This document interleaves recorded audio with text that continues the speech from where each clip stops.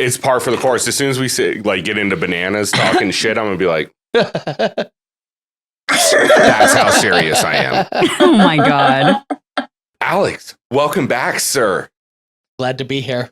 I'm It's excited. been too long. It has. It feels like it's been a really long time. I was just noting that yesterday. I actually somehow tricked myself into thinking we were recording yesterday. So for part of the day, I was like, oh yeah. I was like, oh nope, that is not tonight. That's tomorrow. But I was thinking, I was like, yeah, it's been so long. I feel like the challenge was rolling out new seasons like every chance they had. And then they were like, we'll take a moment here.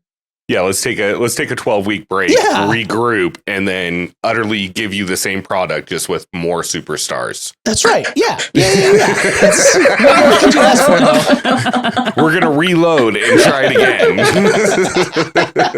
That's pretty funny. Okay, we're recording big reveal. Turn you guys' camera on. We got outfit reveals. Okay. Reveal time. We can pretend I was first. I was gonna say, are we taking turns? Are we going at the same time? I kind of want you guys to guess. Well, it's hard now. Your camera's off. I know. Yeah, I don't have any clues to guess on. Zero context. You're dressed up as Steven Seagal. Yes. How did you know? Yeah. Steven Seagal. For Nailed sure. Right there. I almost feel like a Blues Brothers now. That's true. Are you ready for it? Bum, bum. Are you ready? Hold on, I gotta be serious. I don't want to mess She can't up. find the button. I found the button. It's Gus Gus, bitches. Oh my God. Amazing. That's good. I see why you needed the reveal now. You couldn't just come on. These are for your legs, but... Oh my God. Welcome back. That's amazing. Back from the dead. God, I hope Tony's Oh a my chipmunk God. too. I hope you guys have the same costume. That would We be went so with a similar fucking funny. vibe, though. I'm a barista.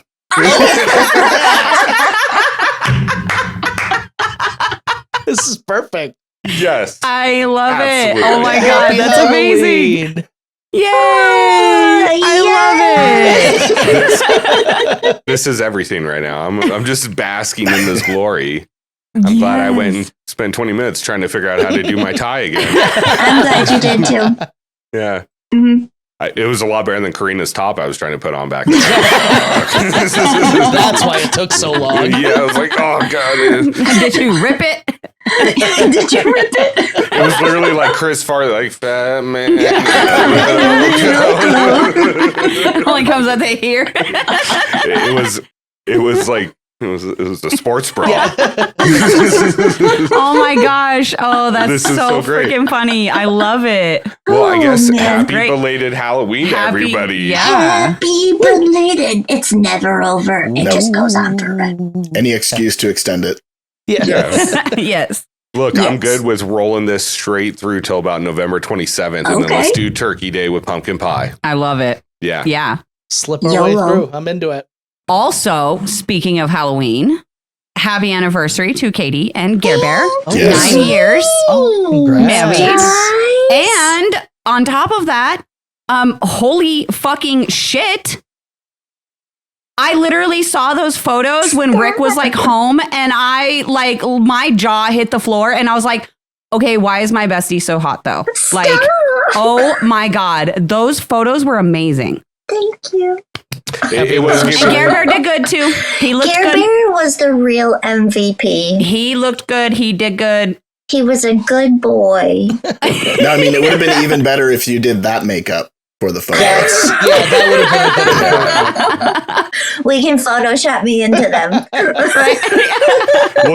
We'll just size you down so you're the size of Gus Gus. I'll just be like in a tree. Oh, they're different poses. Yes. One can be after I got hit by the car. I don't think we're gonna need to. I don't think we're gonna need to do the Challengers title card this week. I think we're pretty set up on this one. That's funny.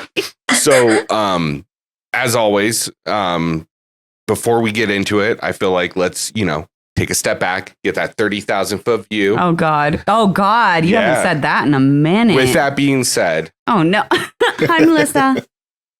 I watched this episode honestly, to me, probably one of the best episodes all season. And Yeah. look, I'm going to say it, and it's going to be a reoccurring theme. Bananas turned into Captain Save a Show.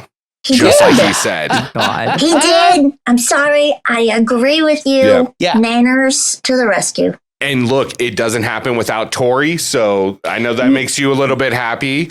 No, look, But- I agree. The episode was good, and Bananas did his job. Okay, he did his job and caused chaos. Yeah. My disagreement is going to come later, and we'll get into it later. Okay, that's My fair. disagreement is going to come later as to Is it going to come later? whether or not it was smart to do it and how it's going to affect the game moving forward. Oh, that's where the debate is going to I'm come in. factoring no intelligence into this conversation, all right? Look, it was But strictly it was great for TV. entertainment, Yes. and it was fucking everything I wanted. Yeah, for sure. Absolutely. So to me, like, best Oh, I'm Rick. I episode, can't those- sit like that. Yeah, you can't. No. Splay your legs out, scratch your, Hold on, scratch you your gotta- shit. Fiddle with I think- with buttons. The season has been building. I actually think like this is a few times I've said now, like, oh, best episode of the season. Oh, best episode of the Mhm. season. So Yep. it really feels like everything's coming to a boiling point, and I don't see it stopping anytime soon. It's not like some seasons where we're like, there's so much tension, and then one person leaves, and we're like, well, now it's all over. Like, there's a lot of different conflicts bubbling up here. This has been a lot of fun this season. Oh yeah, 100%. What did you think, Tony? I liked it. I mean, it was a lot more bananas than I tend to enjoy in my episodes. But as I said in the chat, it means that we got less Laurel this season, like this episode. Ooh. And I was kind of okay with that. I enjoyed the break. Yeah.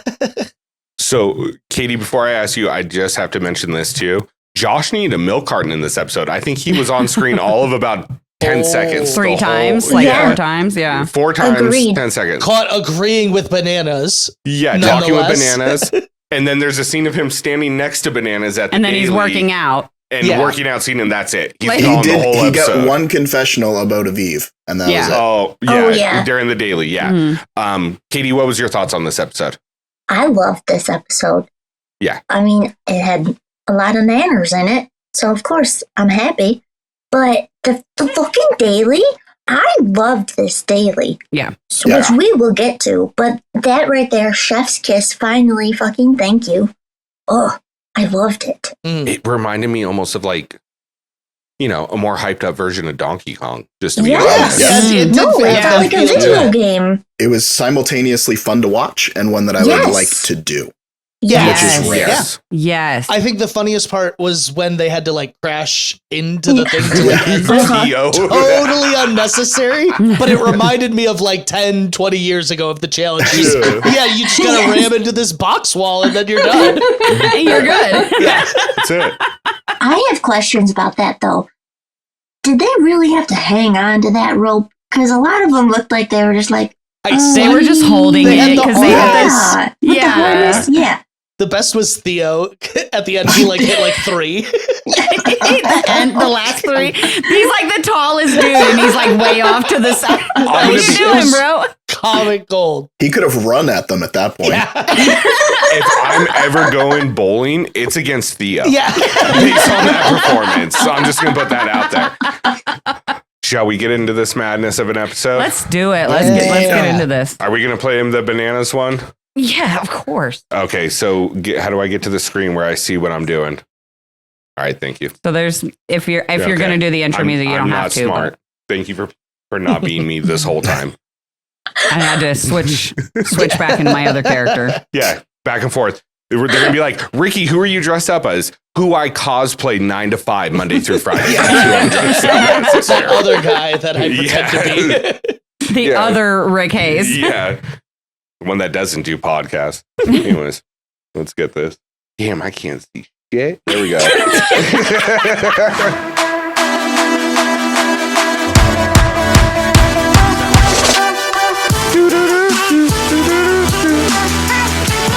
Remix.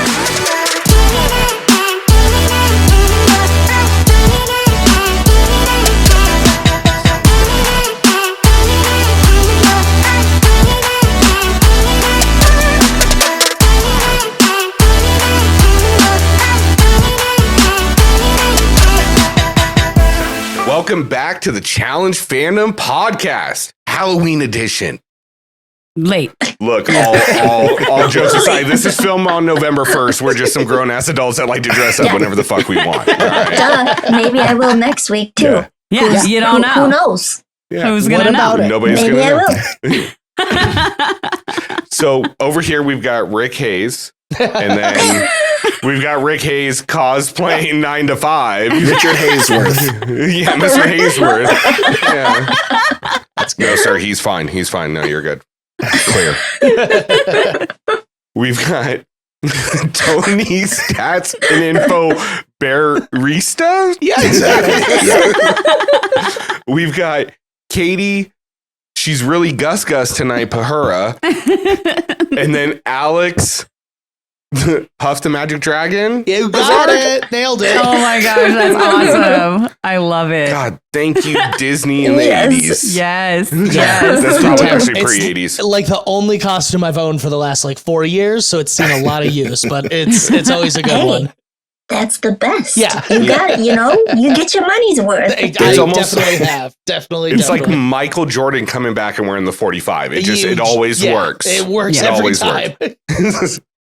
So, guys, of course, it's our mid-season recap where we're breaking down everything that's pretty much happened through the first half of the season and really kind of specifically on this episode. But we're going to give our overall themes, who we think's not only the MVP of this episode, but maybe MVP of the season thus far, and give you our mid-season predictions. So this is a fun episode. Of course, before I get any further, if you haven't yet, go follow all of Alex's socials. We're going to have them linked below. Yep. And go check out his podcast, Two Dudes Watch Cartoons. Anywhere you can find podcasts. YouTube as well, sir? That's right. Yep. Let's Yeah. go. We'll link it right Appreciate here. it. Yep. Yeah, if you want more dudes dressed in dragon outfits, that's the place for you. So Absolutely. if this was Yep. appealing when I jumped on, you know where to go. It's a hot spot. I'm going to be honest. Exactly. No, appreciate coming back. Like I was saying earlier, feels like it's been a long time. There was Yeah. a time they were overlapping seasons with the Paramount ones and then MTV. I was like in here every other week, it felt like. And I missed you guys. I missed you guys. I'm so glad to be back. I know. It's been a minute. No, it's good to have you back. And it turned out that this, in my opinion, Perfect. best episode to have you back Yeah. on. Yeah. You know what I mean? Yeah, and we'll get into the season as a whole, but for me, I was starting to lose a little steam in the format of the Yeah. 4 teams. Obviously, part of it was the decimation of Era 1, RIP. That was sad. But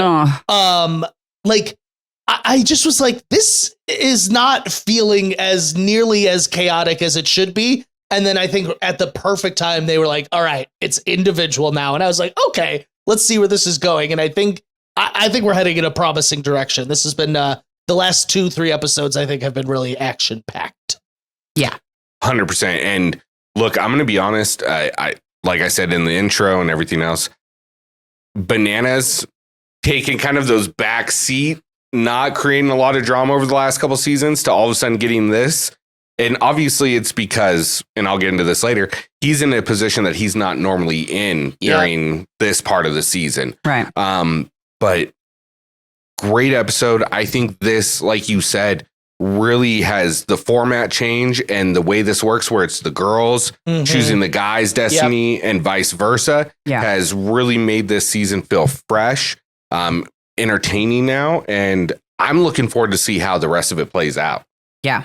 No, I love it. I love this new, like with it going individual and everything like that. I think like you were saying, Alex, like the season was starting to feel very like just repetitive and dull and just, it needed something fresh. The targets weren't working. Sorry to cut you off. No. Yeah. No, you're good. But yeah, the target thing wasn't working. I don't think that and we actually discussed this, but I don't think that production took into account that there would be like volunteers and stuff like that. They shouldn't have kept starting with Era 1. I think that was a big mistake because Era 4, they were like, well, now I see who I'm up against. I could volunteer or whatever. Right. Exactly. And so that messed a lot of things up. And, we talked about how there potentially should have been a rule against nomination or like volunteering. Yeah. And forcing them into a little bit of chaos. But this was needed. And the fact that we have two people on opposing sides of the house that are both willing to make big moves right now and cause the chaos and stir the pot is just like the cherry on top. It's just all the yummy stuff on top, and I'm loving it. 100% agree. I just adding on to what you're saying, since we're kind of going broad right now on this, is the fact that the two people that are the mainstays in the house over the last, for one for 15, 20 seasons and the other one for the last 10 seasons are approaching the way they're building out their game so differently. For the first time, we're seeing Bananas become very closed off. It's me and these four. We're riding or dying. Right. And I'm just going to cause chaos, where Tori's more or less, from what we saw in the last episode, look, I know all you guys are the one that decide my fate. How about I take out your biggest threat for you, and you just don't ever nominate me? And we're going to see how it plays. R.I.P. the Vacation Alliance. What did you guys think? And my memory could be bad. Is this the first time they've mentioned the Vacation Alliance as like a legit entity, or has it been brought up in the past couple seasons? I believe it was brought up on Ride or Dies. Okay, I thought it might have been, but they did like a whole segment about it and photos where I was like, I talked myself into I was like, wow, they're like really acknowledging it. I mean, as long as I've been coming on here, which I think is like basically all of the Spy era and then to current, I've been like begging for this alliance to implode on itself. And we're here, guys. We're here. You made it happen. We all, I willed this into existence. You manifested it. You did. So I wanted to come on here, and this is the one thing I wanted to say, and I feel like it is a bit of a broad statement, and that we can move forward. But I come on here, and I usually will poo-poo on Mr. Johnny Bananas, because I just haven't really always liked the way he plays the game. I have gone on a really interesting journey since the last time I saw you guys, which I believe was the Challenge USA 2. Mr. Bananas pulled off a Operation Hat Trick, which I thought was like absolutely brilliant. I was like, this is like how you should be playing this game in this format. And I went back and I did a lot of rewatching of older seasons, a lot of it in the background. And I caught Mr. Johnny Bananas pulling off like some actually pretty insane social moves over the years that he has absolutely no like being the position he's in is considered one of the best of all time or the best of all time. These people should not be listening to him the way that they do sometimes. And so, and seeing him this season, he is in a very different spot than he's used to. But I actually think the way he's adapting to it is the correct way he should be handling it. He's got to go big. He's got to go all in on this, or he will get sent home. He can't coast. Yep. And so for the first time, like in a long time, I just wanted to give Johnny Bananas his kudos. I'm very impressed with Johnny lately. And I never, ever thought I would say that. So we made this reference over the last couple weeks, and the more I think about it and really kind of, it's making me want to go back and watch early seasons of Big Brother. Is Bananas is the Dr. Will of the challenge. Honestly, the last time I was on here, I would have said, no.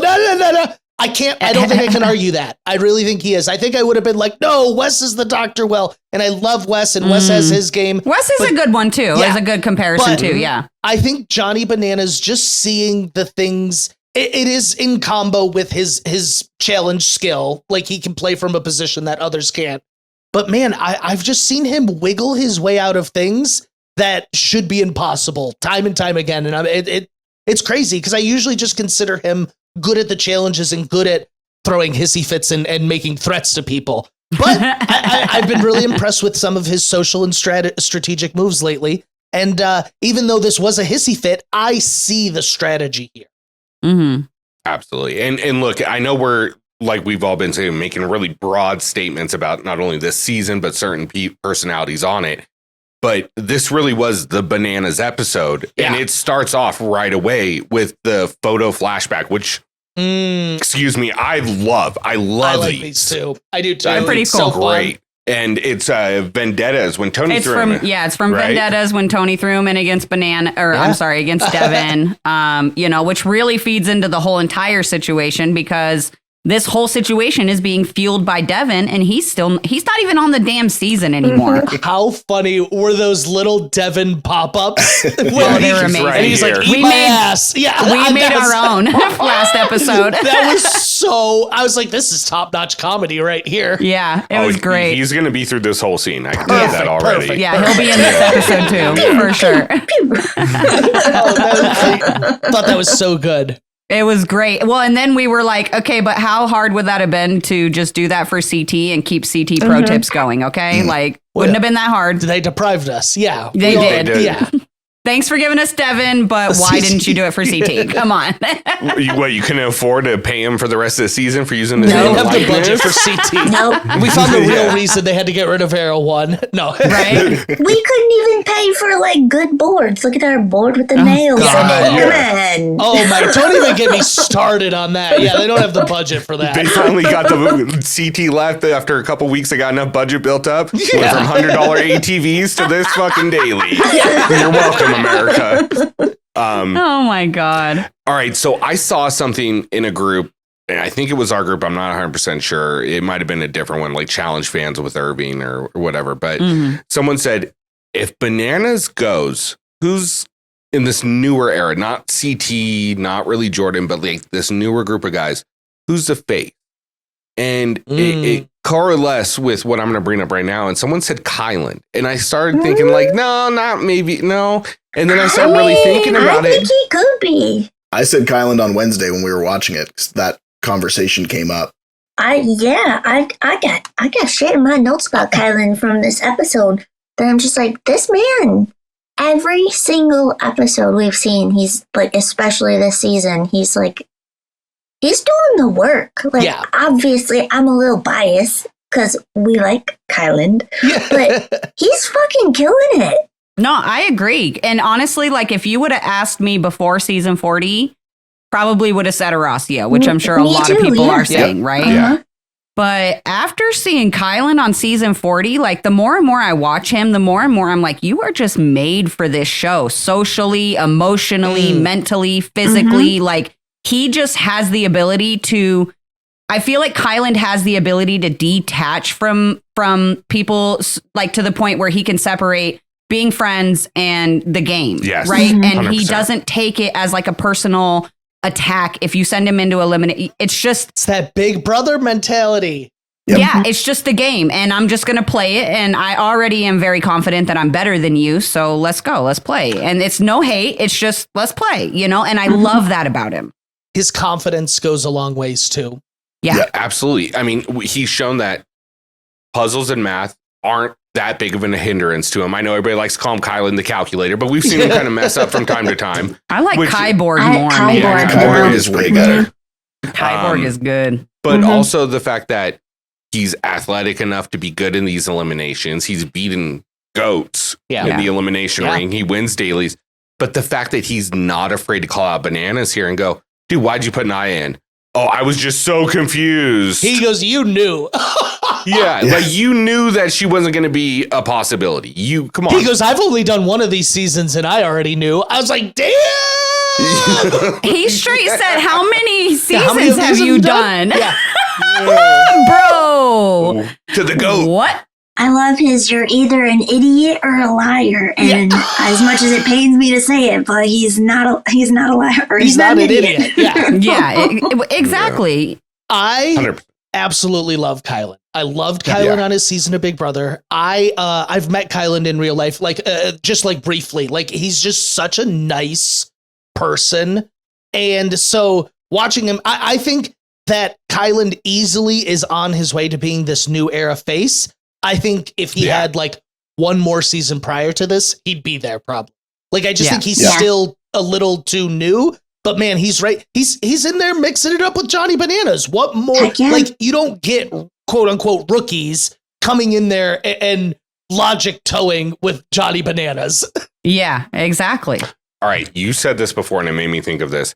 What happens if they do like another Ride or Dies or something like that? And it's same sex partners and he gets to pair up with Xavier. Oh, I would love that. Done. Or rivals. I mean, I'm sure they'll hate or love each other. They had their fair share of rivalry. That Big Brother Yeah. scene, his exit is one of my favorites. It's a great scene. The Kyborg, great answer. Absolutely love that. And I mean, this episode was all the more proof as to he very well could be that face here. Yeah. Yeah. Well, and I loved, like you said, I loved that he called Bananas out here. And to be honest, he had a really good point, because that was one of the first things I was thinking when Bananas was like, oh, I'm going to throw Tori. I was like, literally all season, you haven't been able to throw the winners in. What would make you think that all of a sudden, and almost every season, the daily winners, I'm trying to think of a season where the daily winners were not safe unless they wanted to throw themselves down, like on Double Agents when you had to get a goal or star or whatever stupid shit. I cannot believe I'm going to say this, but I'm going to defend Johnny here a little bit. I think it didn't matter if he knew Tori was safe or not. That's his game. If you're going to come for me, I'm going to come for you 160 million %. And so he needed to stand there and say, Tori's going in when I come back and win. Tori's going in. Like, whether it was true or not, that's just what he needed to say in that situation. So I do think he should have known. I'll be honest, the way he was saying it so much, he convinced me. I was like, oh, he must know the rules and I don't. You know what I'm saying? Like, I literally was like, okay, cool, I guess, whatever. That's how he always convinces people. He's just so confident. I was like, yeah, he must know something I don't. I guess I'm not going to question it. Yeah, so I'm sold. This is bringing me so much joy. To live up to my stats and info, I actually did listen to the podcast. The whole thing? No, God, no. Oh, I was like, wow. No, I tuned in when you told me that conversation started. Okay. I'm still so proud. It was rough. It was touch and go. You did it. But the point that he was trying to make as to why he thought Tori was going to go in was because Rachel won and then had to go in as a target. And I was like, she was the only woman left on her team. There was no one else. She wasn't even just the only woman. Yeah. She was the only person. The only person. Like... And you know what? Going back to the conversation about like Kyland saying you're either, an idiot or you're a liar. Maybe he is a little bit of an idiot, because I don't want to believe he lied about this. The Challenge Fandom Podcast, the greatest challenge podcast out there. Definitely didn't lie about that. Yeah. He's not a liar. He's not a liar. He was so hyped up about getting Tori that he locked in. He had tunnel vision. Yeah. And then it was just like, though, that's what he has to do. Yeah. Yeah. Ultimate retribution. He can't have any it's fine, I get it, Tori. Like Devin said in that deleted scene, immediate forgiveness. Bananas is like immediate termination. Like it was the Terminator. He had tunnel vision. Yep. Tori wasn't a go, so he just scanned went red. Naya, Olivia, Michele. There we go. You know the producers were gagging the whole time. They're like, he really thinks he can throw Tori in. They were laughing. They were like, what do you plan to do again, Bananas? They asked him so many times. Yeah. What are you gonna do? Yeah. What are you gonna throw in? Oh yeah, just on record. Yeah, that's cute. Are you guys? I'm sorry. Go ahead. I was gonna say, are you guys surprised that he didn't pick Cara when he found out he couldn't throw Tori in? Yes. I was briefly. I think he got I think that was a mistake on his part. It was. So he said again, listening to the podcast. They were talking, Naya had asked him about that on the podcast. And I guess there was some sort of agreement of if she did his podcast, that he wouldn't immediately target her again. And that, not necessarily for the whole game. I'm rewriting it. The way I saw it or read it was that he was so caught up in the heat of the moment, he wanted to call those 3 girls out that he called out. And then he was like, oh, fuck, Cara's over there. That's what I thought happened.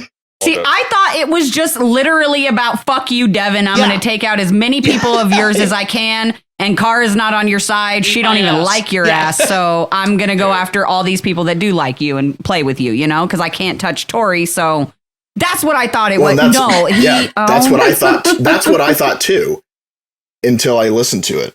That makes it so much worse, too, because that's the fucking All-Stars 4 interview that they did inside the Challenge 40 house. Yep. Cara, if you come do the Challenge Fandom Podcast, Challengers Unplugged, I will never throw you into an elimination or nominate you or target you. None of us will. Holy Wow. crap. Never. Ever. Ever. And I'm not talking like a Devin 3-day deal or a Wow. Bananas 1-season deal. This is a lifelong deal. How could you pass that deal up? Right? Would you not trust a guy dressed like this? I mean, Yeah. come on, look, I'm a professional. I've got a contract and For everything. this? Yeah, Well- Gus. We'll Look. wait for your answer. Yeah. It's not a 3-day deal. It's not a 1 week deal. It's a lifetime deal. I did think about dressing up as Cara because I have a red wig. Oh. Oh, You know But I what? my did. Maybe I God. will next week. Honestly, I'll extend that to any challenger that wants to come on the podcast. Yeah, well, I'll never throw you in. Oh, Ever. wow. Rick is going to be fucked when they have a podcasters versus challengers season. Yeah. He's made too many deals. He's like Josh of the season. And he's like, I got to weigh these deals. I mean, who's more Look, important? I'm a victim of my own success. Okay. No, I mean, the good thing is, you know, I've got a bum knee, so I'm never going to be able to do it. You're not even going to win the daily Yeah. to get the chance. I'm going to be like Derek after he fucking took that dive into got that this- ditch. Oh, Oh, Oh, God, I Derek's- hated that. And the way he screamed and the pop. No. No, they And didn't. he's Oh, like, yeah. keep going. I was like, no, dude, you can't. And then he played for 2 more episodes. I was stunned. That actually biggest shock of the season. Yeah, what MCL part like Ugh. meniscus, ACL. Ugh. Ooh, that's rough. That was Not brutal. cool. So next scene, we get finally the breakdown of like Naya going to Bananas like, you don't need to apologize to me. Which, first of all, he probably doesn't because all he said is I'm picking Naya. He didn't say shit to her like Yeah. he said to the other girls. Yeah, Didn't he- call out. Yeah, Yeah, because Hurricane Naya would have came around on Oh that yeah, he knew better than that. we've seen them fight before. Yeah. one. Oh yeah. yeah. And so she tells him like, but you need to talk to Michele, and it's like this ain't going nowhere good. No, of course This not. isn't gonna end well. There's not gonna be resolution. I'd be hiding in the closet too. What that is was it with pretty the, funny. he likes that closet, man. He sure likes that closet door. I love how Michele was like, no, this isn't funny. Yeah. She's like arguing with a banana in the closet. She's like, this is not a joke. Yeah. Bananas' whole time on the show is a joke. Let's Yeah. be honest. Like that's all it is. Literally. It's just running entertainment the whole time, and I'm okay with that.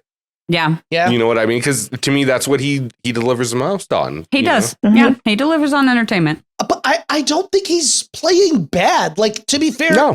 Devin said it best. He's like, look, dude, everyone's trying to get you out eventually. Like, I'm not, Yeah. like, Devin's the one being the most honest to him. And so it's why it's interesting that it's only the females that Johnny can align with, because obviously he provides them some protection. All the men are just like, I'm going to sit this one out, I guess. know? I don't think that maybe I should save it till later. Okay. I don't think No, say it now. I'll just say I don't think that Bananas is playing a bad game. I think he's playing a pretty decent game. Sure. I don't think Yeah, it's yeah. the best game in the No. house. And I also don't think that he's seeing everything as much as he thinks he is. And I'll get into that a little later. Okay.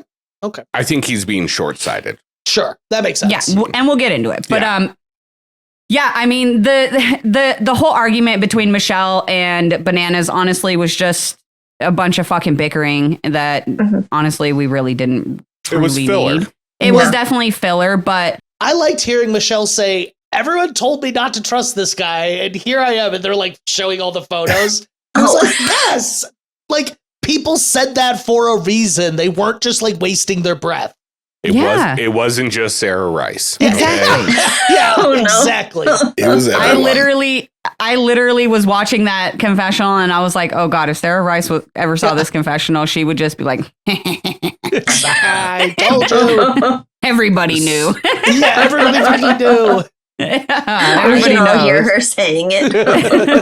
I honestly feel like Sarah Rice is somewhere watching this show and like secretly happy watching Banana squirm because he knows he's not in full power in the house. Yeah. And that's the thing too, is like he can't even make a calculated shot at this point No. because he has to shoot from the hip. He doesn't have the ability to sit back at all. because Playing he's 3 rounds ahead. Yeah, exactly. Because he's got you've got people like Tori, which is who he's mad at, who has done the legwork and does have those relationships. And he just he doesn't have that as much anymore. And it's really interesting to see him play, not completely from the bottom, but to play from the bottom third in relation to where the rest of the game is going. Right. Well, and I also think that I think that as much as fans are sick of seeing Bananas win, I think the challengers are sick of seeing him win too. So it's no matter how many friends or people in the house, people still don't want you to go to a final. No. Nobody wants to race against you because they know you're most likely going to win, and everybody's sick of seeing you win, And I know that's shitty and that sucks and that's not really your problem. Game, though. Yep. But that's what it is, They'd be dumb not to. He'd be laughing at them if they weren't trying to take him out. Mhm. That's Exactly. the irony of Johnny Bananas. He yells at them when they try to take him out, and he laughs at them when they don't. Damned if you do, damned if you don't. Yeah. He said in interviews before that he's I'll know I'm done when people are cheering for me to win the game. When my fellow contestants are telling me they want me to win, that's when I know I'm done. That'll never happen. He's just saying he'll never be done. What? Yeah, exactly. Okay. Just want to make sure I was Pretty understanding much. that. Yeah. Could you imagine the people that don't like him hear this, and next season they're like, "Go Let's Bananas!" just start we cheering. hope- Yeah, just start Yeah, really let's- cheering for him. Yeah. It's his farewell season. Let's let him have it before he retires. Let's give him one. to the home. Oh, that would piss him off. Let's give him one. You know what? He deserves this one. Yeah, he's earned this one. Let's let him have it. So I really like this daily. I'm not a big fan of the name Building Bridges. I feel like they could have done I better didn't with even that. understand that. Yeah. Yeah, maybe Burning Bridges if you're going with the idea of the episode. But That would, Yeah, I feel missed opportunity. I feel like they were trying to, because of the big stupid lifting bridge thing. I think that was supposed to be the high and attraction. The puzzle. They had to build the puzzle. Yeah, so I get it, but at the same time, I feel like with this cool of a daily, this cool of a little obstacle course, you could have definitely done better. I don't know what. Yeah. Don't ask me what, but you could have done better. Yeah. Not a single bridge was built. No, no bridge was physically built. No. There wasn't even a bridge featured in the daily. They had that harness on too. I was like, you should jump. I was like, Yeah. some people did, but I was like, you guys should be jumping onto that bridge right now. Run. Yeah, run and jump. Tori took that dive. Yeah, she Yeah, did. there was definitely people that did, and I applauded them, but then there was definitely people that waited till it was close to the top. But yeah, Yeah. and I almost thought that was a rule that you had to wait until it got up to the top because nobody was jumping. And it was like, you're attached to a harness. It's coming to you. Yeah, Jump. Do it.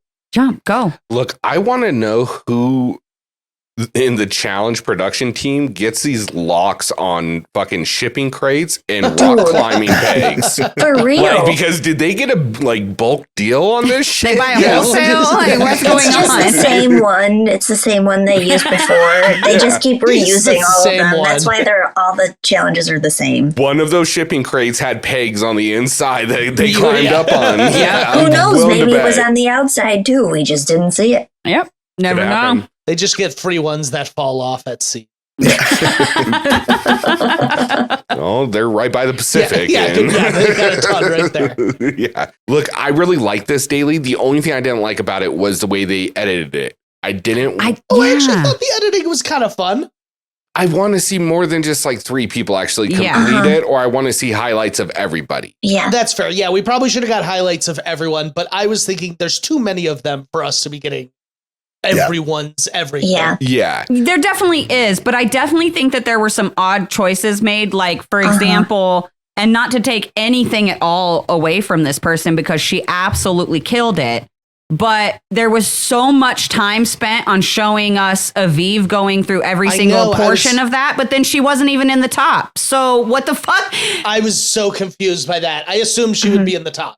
I did like watching it though, I'm not gonna lie. She was like a freaking spider monkey up there, just like bah, bah, bah. She's adorable. I really love her, but it was just one of those things where it was it almost felt to me like they used that moment in the edit to feed in. I don't know. I don't want to say this the wrong way. I think Aviv is a badass, but I just felt like this, they really tried to emphasize that she's like one of the top girls. She's one of Bananas Angels, one of the top 4 in the house. And look at how great she did in this obstacle course. But then she wasn't even in the top of the girl. You know, so it was just like, I was like, okay. I mean, I appreciate it. I didn't think of it like that. Yeah. But, you know, if she really did as good as Bananas was like going off in his confessional about, she should have been in the top, in my opinion. You know, so it just felt like a little play on us a little bit. Yeah, I want to tell production, look, I was born at night, but I wasn't born last night, okay? Aviv took 20 fucking seasons off. It's going to take more than a couple weeks to warm back up, okay? Yeah. Especially when we find out, like, who the top women are. It's not really a surprise in this. I thought she was going to be as well. I also thought I tricked myself into thinking Cara was going to be in the top, and then she wasn't. She DQ'd. I was like, what? I just thought that she was going to be good at this, though, is what I meant. Like, I Yeah, thought me too. this is her challenge. Yeah. And I mean, the thing that I was really confused about is the only place to DQ was that one little section there. That's because because Aviv fell. Yeah, she fell And not DQ'd. No, she fell into the net, and I was like, okay, well, she got DQ'd, and then she finished, and then even though, like, I understand that if you go down the pole and get onto the platform, then you get an advantage of not having to go from the bottom. But, like, if you're sliding down and you make connection with the ground, should you not also have been DQ'd? Ready for this? No one should have been DQ'd. You fall, you go and keep going. It's just timed. Yes. It's timed. Thank you. Like, just fucking do it. Like, the people that got DQ'd in that one little section. And then everybody else who fell off or missed anything anywhere else was like, yeah, okay, you're good. Look, I'm going to give Michele credit, though. She did a lot better than I thought she was going to do. I didn't think she was going to even make it that far. I've been waiting to talk about Michele. I'm a big Survivor fan, and so I know she's not, and she admitted it last episode, so I'm not like putting any words onto her. This is not 100% like her arena. She's not going to be like Miss Physical, but I really appreciate what Michele is bringing and how she's able to navigate without having a lot of the muscles that the other challengers have. Oh, yeah, Absolutely. 100%. Me saying this isn't like a dig at her. No, She just doesn't have the upper body strength for this pertaining These daily. last 2 seasons, though, I've been very proud to call myself like a Michele fan for a number of years. I'm very much like, this is the Michele I know. Like, she understands the game on levels that like a lot of people don't necessarily. I've had a very bumpy road with my feelings on Michele. She was a villain last season, yeah. Yeah, and it was the lack of accountability to being a villain. It's one thing if you're a villain and then in confessionals, you're like, yeah, I did this. But when you're just trying to play Totally off fair. the like... I'm innocent.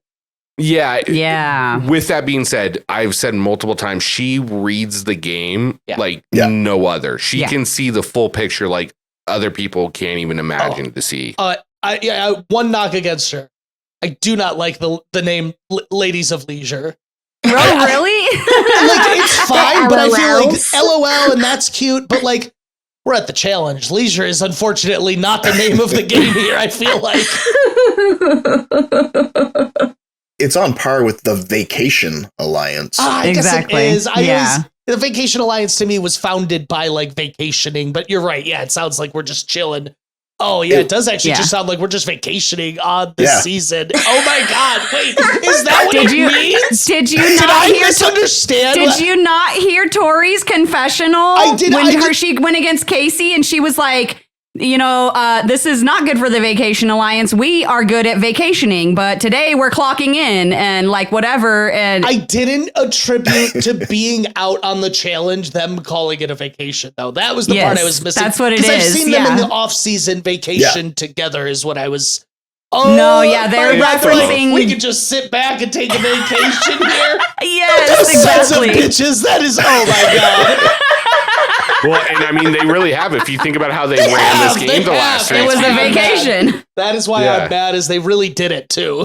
Yeah, They do. fucking They did manage it. I said that to Sarah when we were watching, and I was like, I just realized that we're only about halfway through, the marker being that Alex was coming on this week, but Casey is already gone. Yeah. And that's a very foreign thing for any season that she's been on the challenge, to be gone this soon. Every time I come in here and she's on a season, I have to be like, well, Casey could win this. You know, but now, she's out. and she kind of went out unceremoniously. I mean, I guess she went out against Tori, said it was a big moment, but like, she was on vacation mode this season. Yeah. Where was she? Yeah. She was not clocked in. I feel like Casey plays a very different game when Nani's not in the building. Yeah. And look, it's very interesting. much like Turbo that he benefits off Nani's game. I think That Casey's is the it. same way. Yeah, Turbo and Casey, identical. No, well, if you think about it, what has happened every season that Turbo's been on that he hasn't been partnering with Nani? Mess. Absolute It's mess. a fucking hot mess. He can't make it past fucking the halfway mark. That is so funny, though. No, it's a great point. Great point. Every Good season point. that Casey's made a final outside of World Champions, every flagship, Nani's been there. Nani was there. Mm-hmm. So just putting that out there. I feel like Nani's like people's little good luck charm. Is Nani era 2 or is she era 3? I think she Era 3. I Era think 3. 3. Yeah. The era 3 was pretty stacked.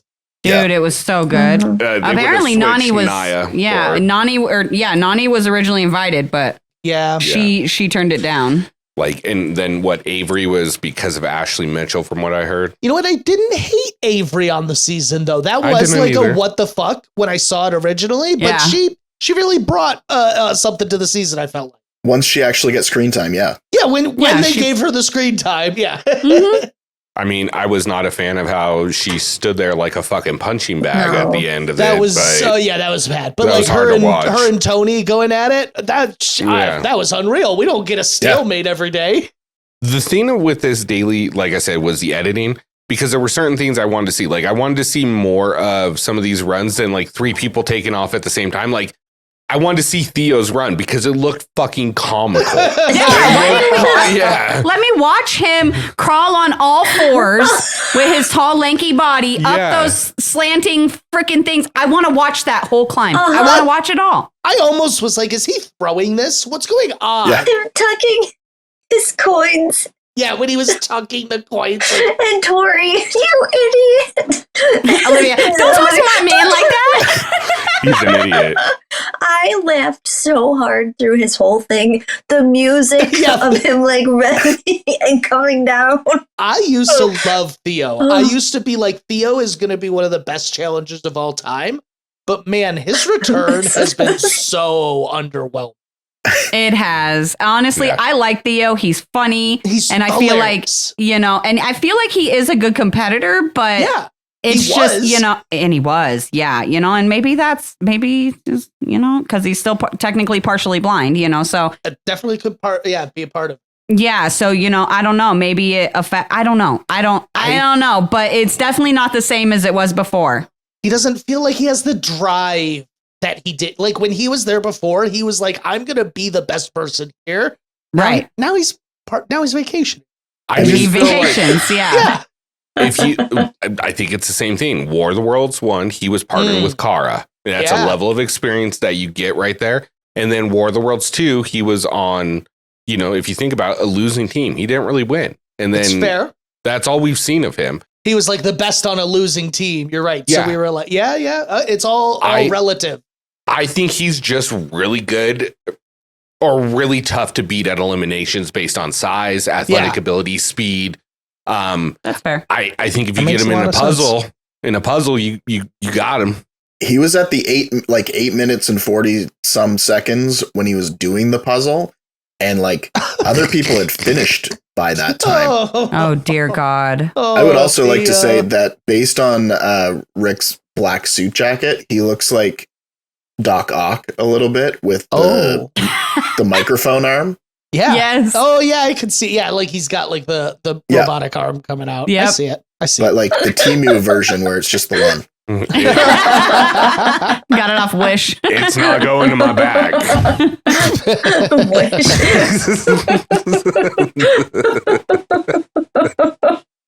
Keep it professional here at all Dear times. God. Just like Laurel just slamming the fucking button Oh 8 my times God. to raise the Oh my bridge. I was so irritated. I was sitting there, I was like, girl, it's not going to make it go any fucking faster. Can you just calm down? Just take Also, a breath. Jump on it. Jump. Yeah, It's or fine. jump. Now I need to know, when you guys go up to a crosswalk, how many times do you press the button? One Twice. time, guys. You know Twice. what? I push depressed- once. I push once. to make it known that I'm there, and then a secondary time to be like, I am still in need of crossing. Hurry the hell up. You guys, I don't even hit the crosswalk. You don't even hit it? You just go? I live in the middle of nowhere, guys. Hold on. Are you talking as Gus or as Katie? Oh, no. Who's gonna know? Maybe I was in character. Look, I'm gonna be honest. If you were doing that as Katie, take a lesson from Gus. He should have waited for the fucking crosswalk. Otherwise, he wouldn't be right here. You're right, because it wasn't the crosswalk. Exactly. Gosh darn it. Oh, my gosh. Oh, I love your new car. Dun-dun. Look, Jeez, yeah. I don't really know what else to say about It's hard to talk daily. about. It's like it's still so hard to talk about the daily, right? Because we only saw a couple of the runs, and most of the runs that we saw were the DQs. Honestly, Yeah. like we saw Banana's full run, and we saw like majority of Jenny's, and they both did pretty good. Tori's. Except we saw some of Tori's. So it's just so hard to talk about when it's edited that way. But it was a lot of fun. I enjoyed it, and it looked like it was probably a pretty fun little obstacle course to do. Yeah, I agree. I'd like to know how long they were there doing it. It's so funny because I actually saw somebody ask that in one of the Facebook groups, and somebody was like, "Oh, I'm sure it was only like a couple of hours," and I was like, "There's no fucking way because in between every person."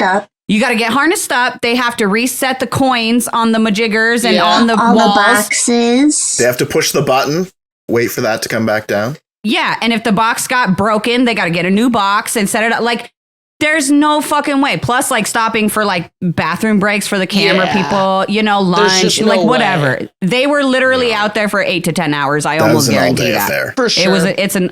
And we've talked to so many challengers that say that, like, majority of dailies, that's how they are. You're literally out there all fucking day long because you're out there for setup, tear down. Like, you're out there all day long. Well, it's called a daily. It's not called a couple hourly. Yeah, it's not an hourly. Yeah. Jesus. Stats and info. I think a good indicator of that is you can see a lot of times, like, even people who don't get along sometimes will be like ripping it up like while they're waiting because they're just in waiting mode. You know what I mean? You'll talk to anyone that's funny, you'll laugh at their joke even if you fucking hate their guts. You know what I mean? And so you see it all the time. You're like, those two hate each other. Why are they like elbowing and whatnot? They're just bored. They're just bored out of their fucking mind. Cara and Laurel are braiding each other's hair. Yeah, They've gone from the exactly. challenge, their characters, to just the people. Yeah, a little bit, exactly. A little bit of that. I did really like Cara's confessional about Tori when she was doing her run. Yeah, that was cool. Cara said, she said Tori's done season after season, and by doing that, she's gotten a lot better. And if she makes that final, it's because she's worked her ass off and earned it. And I was sitting there and I was thinking, weird how that story sounds familiar, Cara. I wonder where I've seen this whole character arc before. I think Cara kind of realizes it. Yeah. Like, they're just so similar. And I'm like, how do you guys hate each other this much? Because you guys literally have the same exact challenge life. I get the bullying thing that Cara went through with, like, Kenny, Evan, all of them was a lot different than, like, the, kind of picking on that, like, Tori experienced in the beginning because she was weird and odd and different and whatever. I don't but even think she got picked on. it wasn't even, it's not like she- that. But I'm just saying people didn't like her because of that is what I was saying, because she's different, because she's odd, because she'll do weird stuff and act weird and be loud and obnoxious and whatever. And we've talked about it. Like, sometimes those kind of people are hard to take, and that's okay. That's the game but sometimes. it's just funny. It was just funny to me because I was like, oh, you mean just like your story, Cara? Like, honestly, they're very similar players in the fact that they have similar arcs. They start off as more smaller petite girls that really worked to get stronger in things that they were weaker at. And not just athletically, but like working on puzzles. Cara's even said she's worked on math a little bit. Well, Cara was horrible at swimming when she first started. Now, like, she's and we've serviceable. Seen, exactly. I'm not saying she's, out there keeping up with, what's her name? Emily from from USA. But I could be in a rowboat and I wouldn't keep up with fucking Emily from USA. You could be in a motorboat and you wouldn't keep up with Emily. But, like, the effort is definitely there. And I see the very similar, like, the similarness between their two story arcs. And their arcs in the, I don't necessarily want to say as people, but like in the game, on the show, right? So so it was just really interesting to see Cara like spell it out that way, and I was just like, oh, I wonder if it clicked for her, like, hey, this feels a little familiar. Maybe it finally did, and that's why she said it. I think that's part of what's really cool about this whole era theme they have going on, and taking a look at where everyone started and having people from the beginning back and the new people. And it's a cool look at the challenge history of a whole. Yeah. You're going to be able to draw like correlation between eras. Well, and one last thing that I just wanted to like point out and kind of circle back to is, if in case anybody forgot, is Cara and Tori used to be friends. Like they were really close on Dirty 30. Especially, and I'm going to use this as an example because I know everybody knows this scene. But Tony, where he's eating his eggs and thinks that Cara says something about his mom and just all this stupid shit. You guys know the scene. Tori's head is like, Tori's literally got her head laying like in Cara's lap, and they're all like cuddled up on the couch together, hanging out, bestie style. It was the same in Final Reckoning, too. Exactly. But they didn't start breaking apart until, Cara got with Polly, Tori got with Jordan, and then, the whole engagement thing. And, weird. I don't know if anything happened outside of the show, but it's just funny to see it like kind of come in full circle. Like they started friends on 30 there, and then it was just like disrespect, and then it's starting to slow down. And she's like, wait a minute, maybe this girl doesn't suck as much as I've said she does. And it's like, I like this. Yacht thing. I was just to say real quick, I low-key think they're going to reconnect at some point. They might. 100%. Just over with the banana scene. The enemy of my enemy is my friend. Yeah, It's coming. So. That's a good point. And this is not to place blame on anyone. This is also the nature of the challenge as well. Yeah. I think Cara likes not going along with like the it group of a season. She likes just doing her own thing. But Tori over the seasons was like, no, if I want to succeed, I need to be in with that group. And so I think that's probably where some of the divide between the two came. Not saying one's right, one's wrong or whatever, but I think that's what I've seen. But they're very similar. And so I think they would get along if they, and maybe they will. I think we have a lot of season left. So that's exciting. Yeah. I think that Cara is getting more into the aspect of being friends with more people in the house and kind of putting herself out there the same way that Tori is getting into that groove of separating herself from just like one core alliance and starting to have more friends throughout the house. That's a good point. I feel like they could very easily and really organically meet in the middle. And in all honesty, I don't know who the fuck's going to stop Tori and Cara. That would be dangerous if they were on the same page. Yeah. That's super dangerous. Yeah. And I'm here for it. To me, right now, the 5 best women on this season are Rachel, Cara, Tori, Jenny, and then what? I got to put Laurel there. I have to. I have to, based on her performance. I mean, I know she's not coming in like she did All Stars 4. Yeah, but and when you still have those women left, and there's maybe 4 more left. Yeah. After this episode, next episode there'll be 3. There's Olivia, Michele, and Aviv outside of that, and Naya's out. Well, Naya's out. Yeah. For the episode. Way to ruin it, Alex. Yeah, sorry, everybody. Sorry. Spoiler. Oh my God. I'm sorry, everybody. Let's fill in the backstory on that. So on the daily, Kyland wins for the guys. Yeah. Oh my God. Wait, that's so funny. Yeah. Cara doesn't win, unfortunately, but it comes down to 2 other women that we were mentioned in the top 5. And it was the closest margin of victory, I guess, in challenge history. Mm-hmm. It came down to Jenny and Tori. How do you guys feel about that? Closest in challenge history. I don't know how I feel about that. I wrote that down. I said, I kind of rolled my eyes. Yeah, I kind of feel like they say that every time there's a really close finish, but whatever. Technically, show me the footage. Yeah. Technically, if they say it every season, it could surpass the previous season. Yeah. So it could be true. All right, stats and info, get on that. They just get better clocks, so there's more decimal points. That's all it is. You can remove the word better, Rick. They just get clocks. Yeah. Oh my God.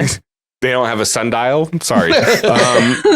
Jenny ends up winning. So we've got Era 4, Kyland, Jenny at the head of the table at the nominations, deciding who's going to go in between Naya, who got last place, and then Olivia and Michelle. And I need Olivia. I need the targets not to come in last place. Yeah, right? I want to see Yeah, the three yeah. people fight for their life, not just two. Yes. Thank you. I want to see the same thing. I almost want it to be like last place that's not a target, but that doesn't feel 100% fair, but it's like, ugh. But that's what we want to see, That's damn it. what we Okay. want. Yeah. Or you, like last place gets to pick whoever they want outside of the winners of the daily. I I like that. Oh, yeah, that'd be interesting. Let go of the target thing. Yeah, just kind of an idea. They have done a good job of mixing up who makes what decisions when. Like the winner of the elimination gets to set the targets, and then the winners get to decide who of the targets, and the loser. So there's a lot of aspects that I like here. Yeah. It's not my favorite format because I do think I'm so spoiled, but I think USA 2 with the Hopper. I don't know anything I will know. ever beat that. I think the Yeah. Hopper, I feel so spoiled. I literally was like, this is the perfect format for a team like the one. Hopper. And I literally was Yeah. like, we have 4 teams. This could be really good. And I stand by in the beginning of when it was eras, they should have been doing eliminations against themselves. Their own Yes. era. Yeah. Yeah. Mhm. Look, and I'm always a fan of them bringing the Hopper back because then I can say get to the Hopper every time TJ has to go to it. No. Yeah. I mean, Alex has one behind him right It's now. right there. Get to the Hopper. I don't know if I want to get in You that. don't get in that Hopper. No, it's not. No, that's not good. It's got Clay in it and stuff. Oh.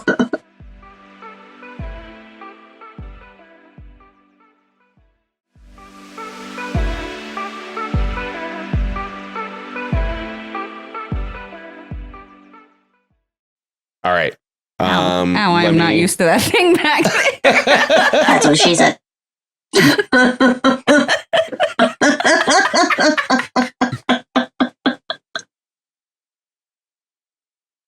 You're making an Italian spectacle of yourself. The worst part is I thought it here, and then it came out of Katie's mouth. Yeah. That was a really good one. You know, I missed out on so many opportunities in the few episodes I wasn't here. So Look, last week with talking about balls going into tubes and holes, it was I glorious. know. It was terrible. I died when I was listening, though. Wrong balls going in wrong tubes. Yeah. Yes, all the balls in the wrong tubes. Bananas put his balls in Jordan's hole. I thought that was so funny though. Ryan also, put his in Laurel's. Ryan What? put both his balls in Laurel's hole. So bad. Bananas tried to talk Jordan into putting his balls into Bananas' holes, but he doesn't swing that way. He's like, nah. Oh my God. You guys ready? Yeah. Oh, I was born ready.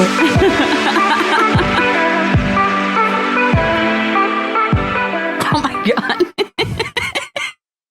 You're Battle of the Eras? Oh my God. Anyway. All right. So where we left off was right after the daily getting into the house deliberation and straight into my favorite part and the most important part of every single Oh my episode. God. The club scenes. the partying. Strap in. Hold on to your butt. Look, I just want to bring this up because obviously Alex wasn't here for this when we talked about it, but I kind of feel like they need to let them go back to public bars.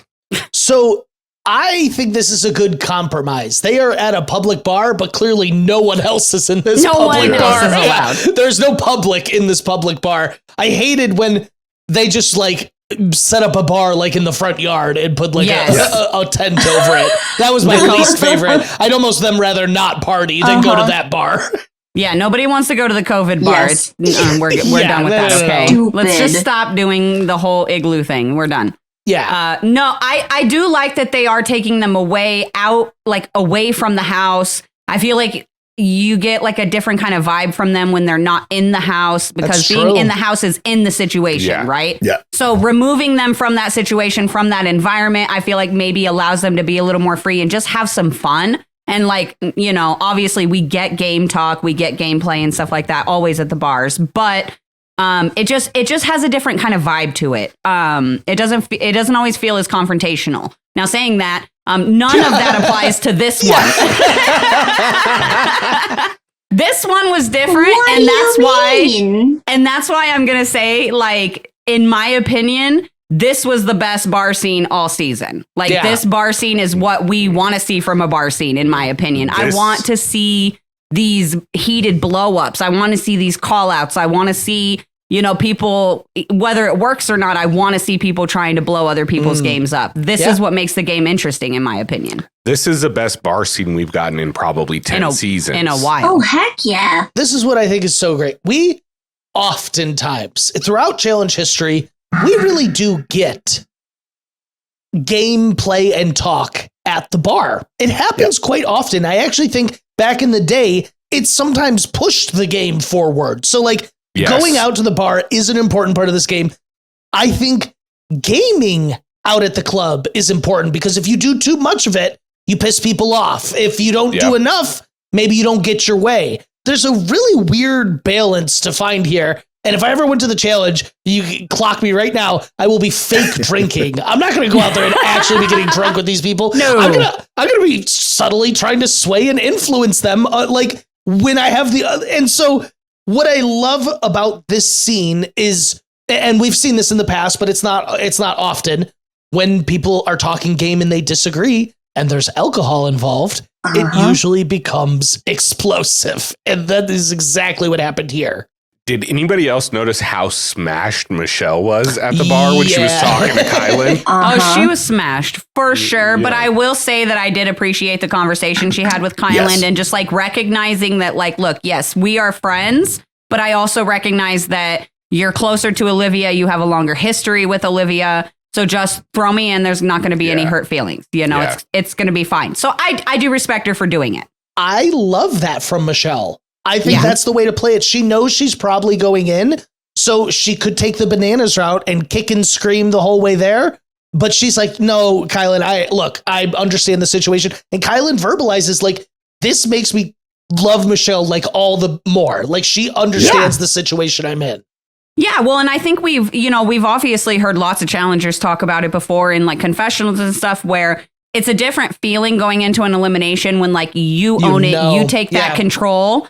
And you put yourself there and you say, I'm doing this. This one's mine. This one's mine. I got this, you know, versus someone throwing you in unexpectedly, or like, even if you know about it, but just being put in by somebody else is different than putting yourself in. So, against your will. You know, I loved that she just took control of the situation, took ownership over that this was going to be her elimination, whether she wanted it or not. So fuck it. Let me make sure it's going to be mine. Loved it. I could spend literally all 2.5 hours here talking highly about Michele. But what I'll say is, I think going back to when Jay first hit the challenge, they have all been like Big Brother, Survivor. They're just a bunch of snakes. And if there's anyone that I really think can fight this snake mentality while still simultaneously playing little snaky, I think Michele is really going to come out of this season and her future seasons, and people are going to be like, yeah, Michelle's someone I want to work with.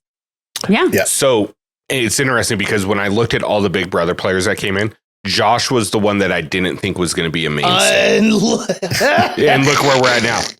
Michele came in, and I felt the same way. I was like, she's going to do a season or two. We thought for sure it would be Michaela. For sure that it would be Michaela. Why wouldn't it be Michaela? I talked Michaela up huge, and then like first out on Spy's Lies, and then just continued to talk her up huge. Like, she'll be back. And she did, and she had a great return.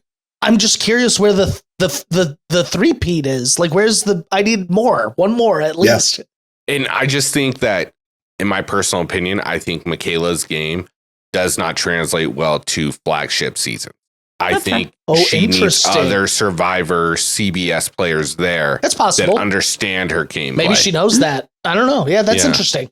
But look, I think you're right. I think Michele is the one that fight that idea of them being snaky and really be a long-term face of the challenge. I can see it. Yeah. And it's smart too, where Survivor, like, you don't see the same players all the time. Whereas the challenge is a franchise where you do. Mm-hmm. So to be able to kind of solidify herself in this particular game is wise. And she's doing it incredibly well. She's been on 2 season 40s of huge major franchises. Yeah. Right. Yeah, and what her first season wasn't too much before 40, was it? On Yeah, it was Survivor? like 8 seasons before, so like 4 years Yeah. before she came back for season 40. Yeah, so in what she's done probably about 2 or 3 years of the challenge, and now she's, you know, a mainstay. Yeah. It's and I mean, interesting. my favorite Michele stat is it took her coming over to the challenge to ever be Eliminated. voted out / eliminated from the game, because She's never both been seasons voted of out in Survivor, Survivor. she has not been voted out. Yeah. It's just such a different skill set at Survivor than it is on the challenge. For sure, but I think she takes a bit of that mentality of like, I'm not going to get voted out here. And what I like about this is last season, she was literally like all about avoiding eliminations. She's like you said, she owned her time here. I'm going in, I'll do it. And I already spoiled the end of the episode once, but yeah, she showed what she had to do. She did it against Tina also earlier in the season. I'm very impressed with her. Like, I'm not going to sit here and be like, Michelle's winning the whole season, I'm calling it. But like, I am very impressed seeing the strides Michelle's taken, because honestly, I didn't think she'd survive in the mainstay when she first came over. Look, she's not making as many major game moves as she did in 39 with Jay. No. But I think this is her best season thus far, the way she's playing the game. It's Agreed. very low key. Agreed. And I also just want to say, like, I don't really like this kind of like new age idea that if you don't win, like, by like your second or third season, you're just not a good challenger. Like some of the best challengers took like, 9, 10, 8, 9, 10, 6, 7, 8, 9, 10 seasons to fucking win. Yeah. So it's like, give people some time to learn and grow in this game. Look at how CT grew over the years. Most of his wins are in this back half, not his front half. Yeah. We were talking about Corey Wharton on break, but he hasn't won. But like, he's still a good challenger, and how many has he done? Like, exactly. Yeah, and that's the other thing. Just because you don't win doesn't mean that you're not a good challenger. Like, 100%. Look how many finals Corey's made it to, and he's came in second almost every single time. That we were trying to talk about that earlier. Does he have like a ton of second places? Yeah, he's got like 3. And it was his first ever one. He made it all the way to second against Cara. That's crazy. We were saying it's kind of crazy he hasn't won yet. It is. It's going to happen. It's just, it's going to have to be a season where Jordan, CT, and Bananas and Wes are not there. It's going to have to or out early. Yeah. Yeah, he should have been on 39. He wins 39 in my opinion. Oh, for sure. Yeah, he probably 100% could he have. wins 39. Yeah. You know what I mean? It's crazy. Devin won before him. I bet you that eats him up inside. No offense, Corey. Sorry. Oh, I'm sure he does. I'm sure he eats up a lot of challengers. Yeah. That's so funny. I did find it interesting that Olivia got so worked up over Bananas calling her Devin's pet snake. Wait, okay. Yeah. Of all the BS Bananas did this episode, this was maybe the funniest. She goes, "You called me Devin's pet snake." He goes, "No, I didn't." Did I say Olivia? He's like, "Did I say that?" Like, I was like, "Bro, you definitely did." Like, why in front of everyone? There's cameras. Literally. Yeah. Yeah, I like how they instantly replayed him saying it too. Like, just in case you forgot, viewers at home, this He definitely said that. He definitely said that. I was dying. Perfect editing. So indignant. He's like, "I didn't say that." Yeah. I like how Olivia was like, me and Bananas are friends, so he knows what I went through last season. It's like, we all know what you went through last season, Olivia. And I'm okay with it. He said that on purpose. Yeah, of course he did. Yeah, he definitely did. I mean, you still haven't earned your way out of not having that reputation. It hasn't been that long. Literally. We haven't even gone a season. It's not a full since cycle. The incident. So we're starting from the bottom, baby. Yeah, you gotta earn that trust. It's not given. You know what I It mean? doesn't just reset every season. No. That's not how that works. It's not like changing quarters at school. You know what I You don't No start school off with year. an A. mean? Yeah.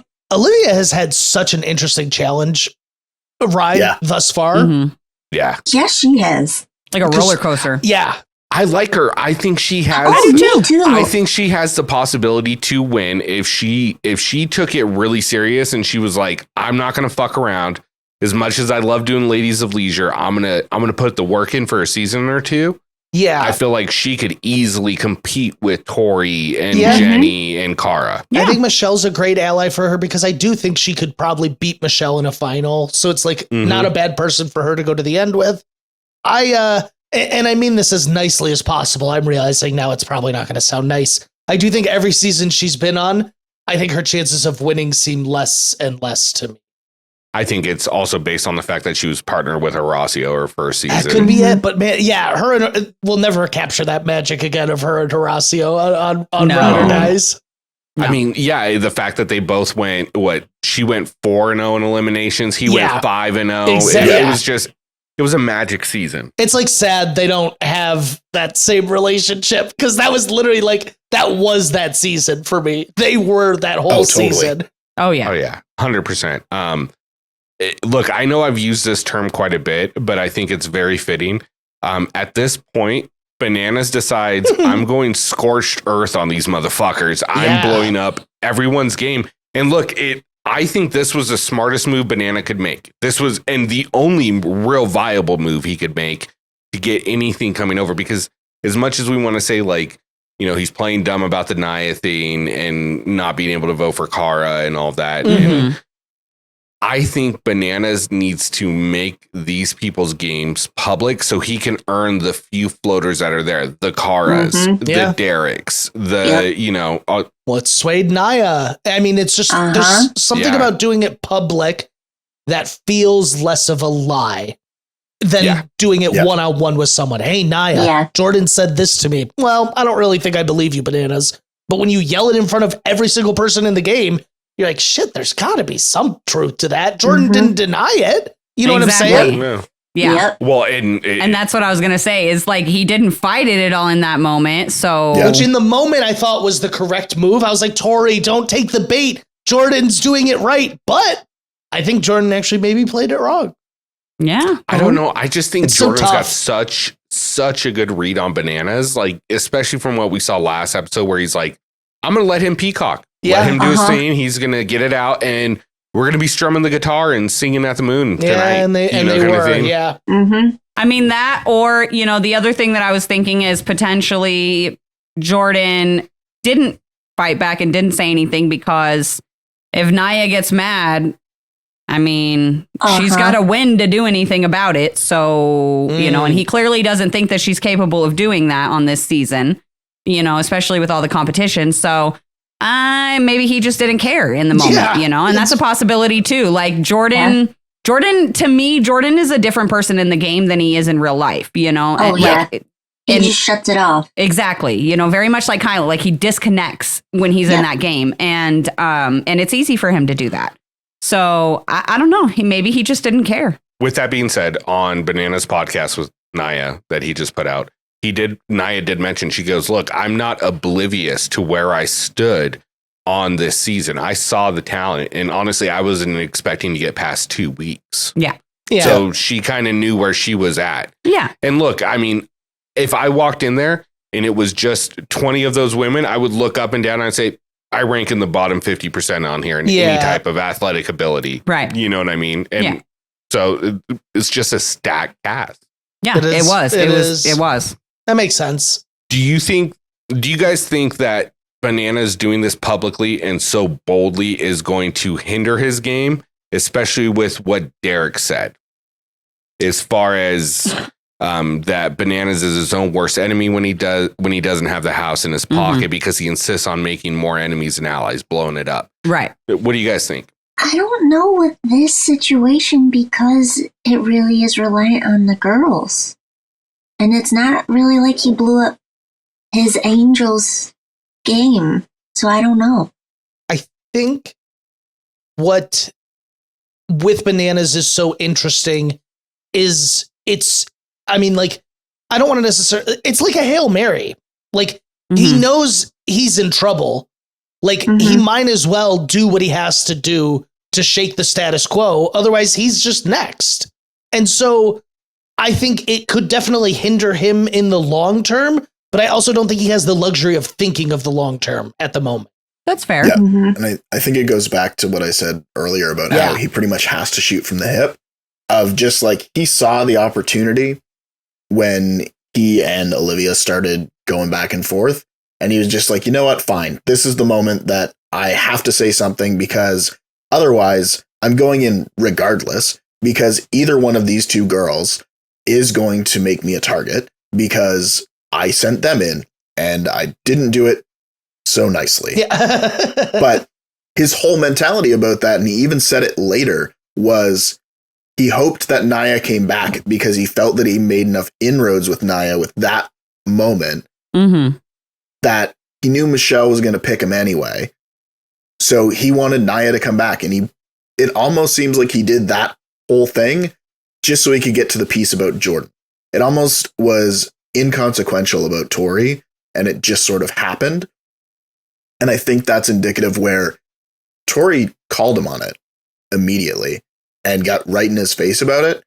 And then Bananas just wouldn't talk to her and like wouldn't acknowledge anything that she was saying and just dicked around until she went away. He put her in a lose-lose situation. Yes. Because she can't go up there and be like, no, here's my 1, 2, and 3. And clear her name. She just has to sit there and say, you're a liar, you're full of shit. And he's like, prove me wrong. And so while it's going to have long-term ramifications of, yes, these people hate him, maybe him and Tori never work again together or whatever, but like in this moment, if he wants any shot of seeing that final, this is just what he's got to do at the moment. I just think he's naive to think that he's going to name off all these girls and say, you know, I've got Rachel, Laurel, Jenny, and Aviv. Like, that's who I'm rolling with. And it's like, well, Bananas, you're not stupid enough to not believe that Laurel's going to back Jordan before you. Yeah. It's going to happen. I think this season she might have Johnny's back. I think any other season you would be right. But the way these lines are drawing, I think she's in Team Bananas Angels. I think if it came down to it, she pulls Jordan. She'd rather run a final with him. Yeah. Interesting. I can see that. Yeah, I can see that. They've had where, as far as I'm aware, Bananas and Laurel are just friends, where her and Jordan have had an intimate relationship. I think they are a bit closer. Yeah. Oh, recently. I didn't know recently. Well, recently, like after Ryder dies. Oh, yeah, that's recent. I didn't know it was that recent. When they were all out for the reunion or whatever. Wow. Yeah. Oh, I didn't even know it was that recent. I knew it was Zach's wedding. Oh, that's more recent than I. She literally said it on the reunion, told Tori that her and Jordan hung out in the hotel room and hooked up and whatnot. And Tori was like, yeah, I don't care. We're not together. I don't care. But see, if Bananas is against Tori, I could see Laurel, like Jordan's not against Tori. And for Laurel's game, she needs Tori out of here. Oh, she does. Yeah. 100%. Yeah. And she knows that. And so I think she sticks with Bananas, who's going to take the shot at Corey over Jordan. Look, I'm going to catch some hate from this, but I think Laurel thinks Tori's a bigger threat than Cara. I agree. Yeah, I think she thinks that. Yeah, definitely. Yeah. Yeah. And I think Rachel is aware of that, but Rachel and them have too close of a friendship for her to actually target Tori. Right. Yeah. That's fair. Yeah. Kind of just my opinion on Josh it, and Rachel, BFFs. Yeah. I was like, what the fuck? Well, they live in their Miami peeps. Once again, I guess this is opposite day here. This is the only time I'll ever prop Josh up. While he does make enemies everywhere he goes, he does also make friends everywhere he goes also. That's very true. Yeah. No, that's true. No, I honestly so this whole situation with Bananas, I see what he was doing, and I see, like you said earlier, I see the strategy behind it. It's annoying. I think, I think that it was, like you said, it was really his only option in this moment. He had to make a move. He had to try to take some of the spotlight off of himself and put it elsewhere, because at this moment they were all on Bananas. And nobody was looking at Jordan, and that's a big issue for Bananas. So I don't blame him for, this was a really good strategy for that. My only thing is I do think that Tori obviously was correct in not naming her people. Sure, definitely. Yeah. And as much as Bananas thinks like it's a good thing to have drawn the line in the sand and make it very clear who he stands with and where he stands with, it just puts him more in the line of fire because now you're not leaving it open for anyone else to try to work with you or to leave those lines of communication if Michele does win. If Olivia does win, you know what I mean? Like you're completely cutting that line off and saying, this is where I stand. And there's no room for any movement. And you're literally cutting yourself off from the rest of the house. So, and I get the move, but there's still a lot of game left to be played. Well, no, I agree with you. Because you're basically telling Corey, Nehemiah, a few others, look, bus is full. You got to get on the other one. Mm-hmm. But is he? He's not. He's coming for Jordan, it sounds like, and Tori. He's not coming for Nehemiah. He's not coming for Corey. But I guess the thing is, well, he can't. That's the other thing. He can't. But I guess the other issue is we're talking about him being like he's sinking his chances even more. Is he not already at rock bottom? Like, how much lower can he go? Because he's public enemy number one. There's nowhere else for him to go. He can't. I almost feel like he can't be in worse of a position. So why not just throw shit at the wall? Look, as much as he hates this guy, I think Bananas should have read the room after Tori made that fucking call to nominate him and say, look, I understand you put me in and you targeted me because of Devin, but I'm going to take a page out of Devin's book and give you immediate forgiveness. And let's go ahead and let's rebuild this relationship. And he's in a much better position than he currently is. But that's, also Monday morning quarterbacking it. So I feel like the way that he's done it, and I agree with you, Alex, like he doesn't have much room to go anyway. Everybody wants him out, but everybody wants him out because he's the person who's won the most seasons. Mm-hmm. Now they want him out as well because he's being a dickhead. Yeah, I guess that's fair. Like it's twofold now. Yeah, now there's like multiple reasons, but also in addition to not only saying to any of the other women in the house, I'm clearly not working with you. These are the people I'm working with. He also lined up targets for all of the guys who go in and have to target women to say, if I want to cripple Bananas in this game, here's the 4 women that I have to get out. Exactly. Guess, but wasn't that happening before his blow up? I feel like it may not have been as known. I guess so. Like now it's just widespread. Like Rick said, it's absolute scorched earth, but it also comes back on him where he blew up other people's games, but he also put a spotlight on his game and the people that he's working with and who are going to back his play. Exactly. And just like Bananas targeted Michele, Olivia, Naya to, kind of get back at Tori and Devin, those girls who are now working with Bananas, and now that it's been said publicly, like I'm sure it was suspected, but now it's just flat out there, no questions asked, they're going to get targeted all the fucking time just to try to weaken Bananas' reach in the house, So I just think that it was just, it was good. It was first of all, very entertaining. Yeah, it was wild. And I see, and I see like where he was going with it. And I think it is going to do some good for him, but I also think there's going to be some drawbacks to it as well.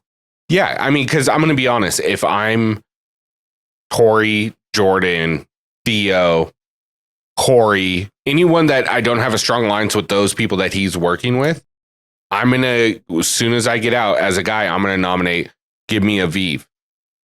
Let me make Laurel a target and let me make Jenny a target. We're going to figure out, we're going to get rid of 2 of you. Yep. You know what I mean? Jenny's going to be pissed. Yeah. Oh, yeah. Oh, Jenny. So Jenny. Besides, I guess Laurel and Jenny, those are girls he wants to run the final with. Yeah, I guess I see what you guys are saying. It's so complicated. And I guess this is why, a testament that they should do this more when you put the power in the opposite gender. Yeah. Mm-hmm. I love when they do this. Yeah, because, my brain is not calculating for that maybe as much as it should be. Well, and I think that's a big reason why Jordan didn't say anything during this whole time was because, one, it wasn't going to benefit him in any way. But what does it matter, Bananas? You can say whatever you want about me. You can't nominate me. And anything you say Everybody in this house knows you lie about shit. I'm going to go right in behind you with Nia and say, no, he's fucking lying. I don't think he handled that well, that conversation coming back. I don't think he handled that as well as he could have.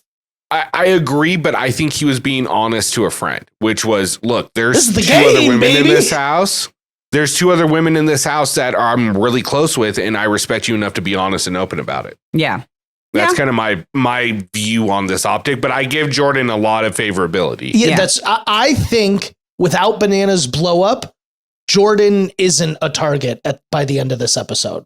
Probably not. I agree. Possibly, yeah. So I think it is, even if it's just incremental, I think it's starting to work a little. So we'll see if it pays off or not. But I just feel like it's the only thing he can do. Like, why not try it?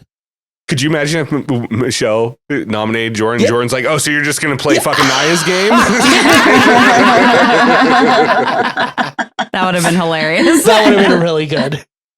So it's really quick. Sorry. Yeah. So going into this next portion of, this deliberation section of this show, to me, this whole next portion showed me where Banana's where he is being short-sighted. Okay. I think that his ego is coming to play a lot in this season.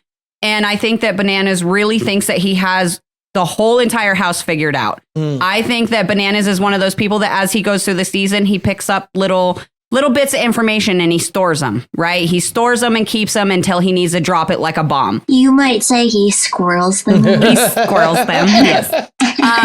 But just like he did with the Jordan...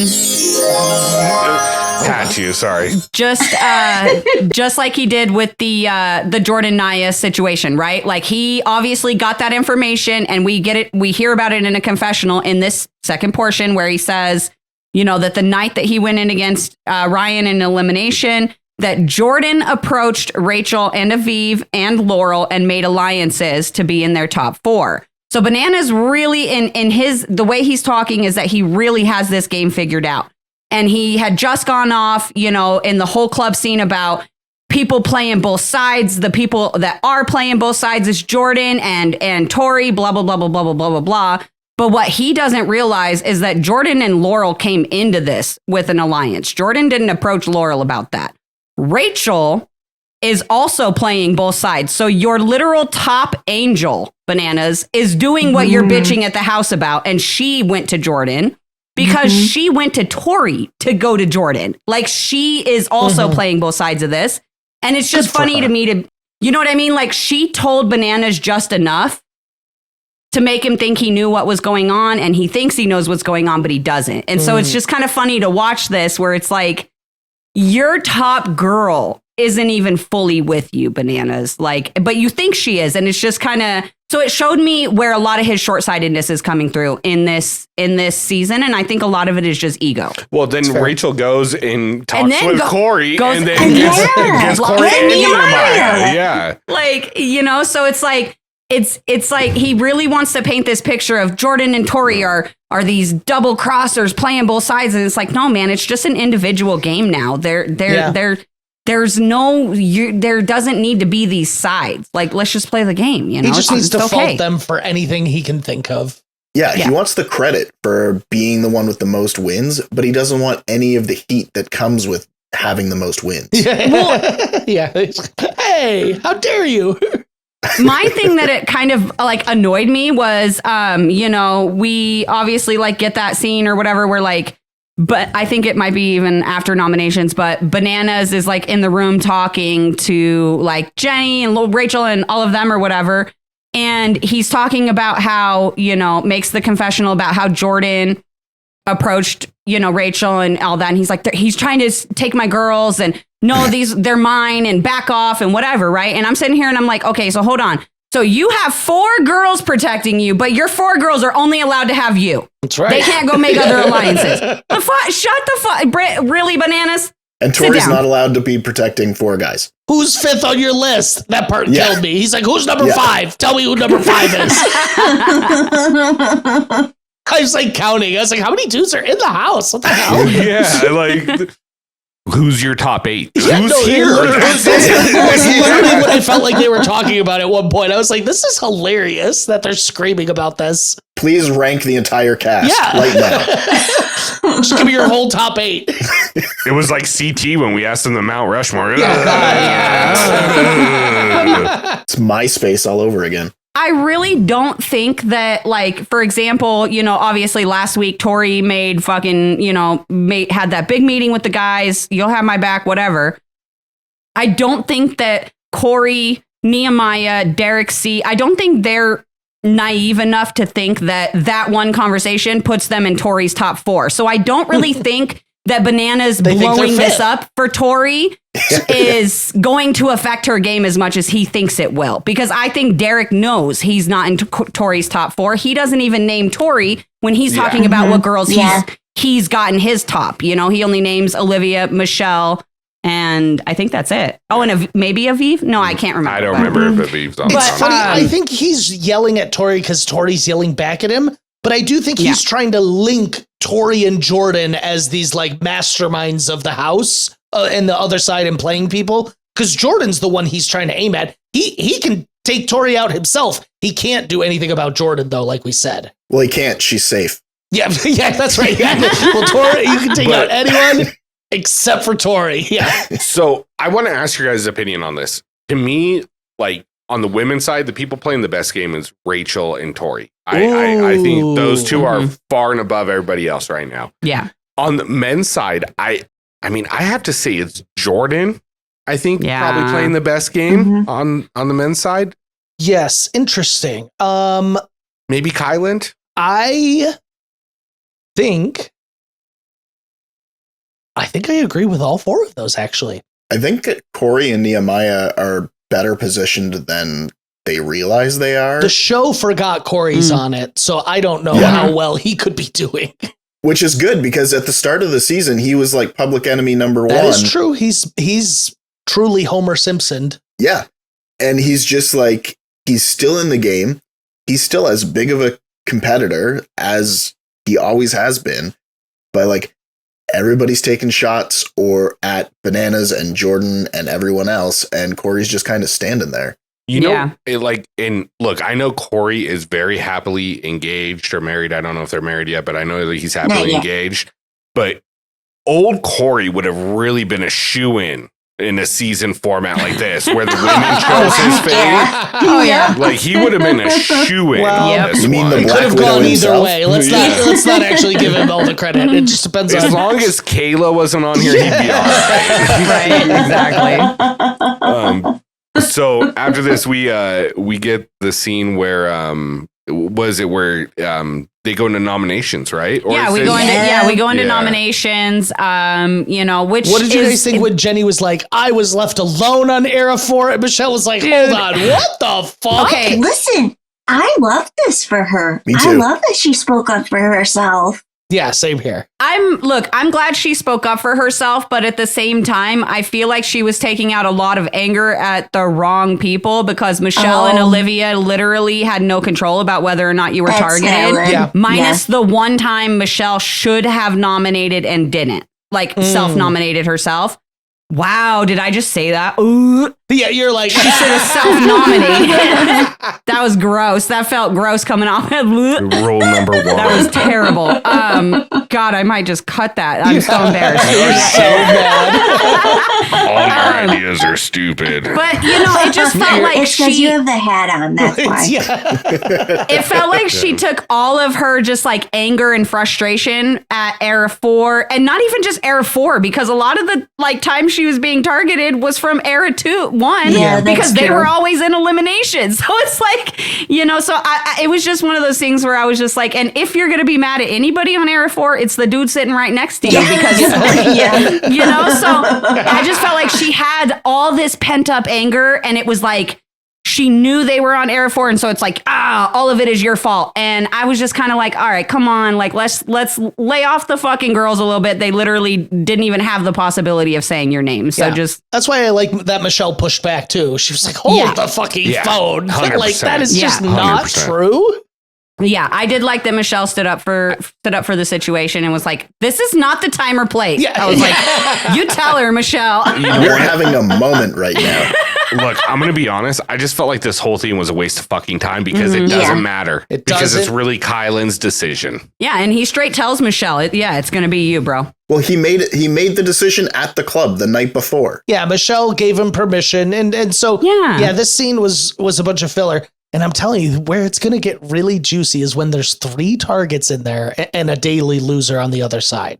Yeah, that's going to be real interesting. Yeah. Because then do the 2 gang up on the 1, but it's someone else's decision. That's where it's going to be really, really interesting. Yep. I know you caught something pretty interesting that I didn't even notice. Ooh. Oh my gosh. Okay. So real quick, the little scene we get right before we go into elimination, it's like before Nia and Jordan talk. It's a little scene of Olivia and Theo laying on the bed talking or whatever, right? Oh. And I just happened to notice because look, we always make fun. We always make the, Mariah's tops joke, right? About Holding how it together like Mariah's tops. about how, Yeah. I first of all feel like Olivia's tops this season are giving Mariah's a run for her money, okay? And snaps for you, Olivia, because you look great in them. You wear them well, and they're gorgeous, but they are definitely giving Mariah a run for her money. Yeah. Now, in this scene, I could not help to notice things because they're there.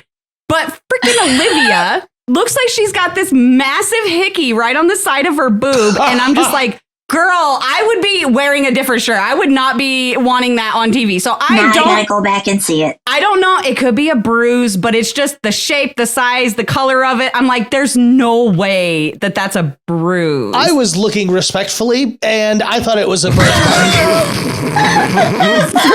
I was looking respectfully. I was being very respectful about it. As respectful as possible, but I actually saw what you're talking about as well. Yeah. Why are you zooming in so much, Ricky? I'm respectfully looking for the hickey.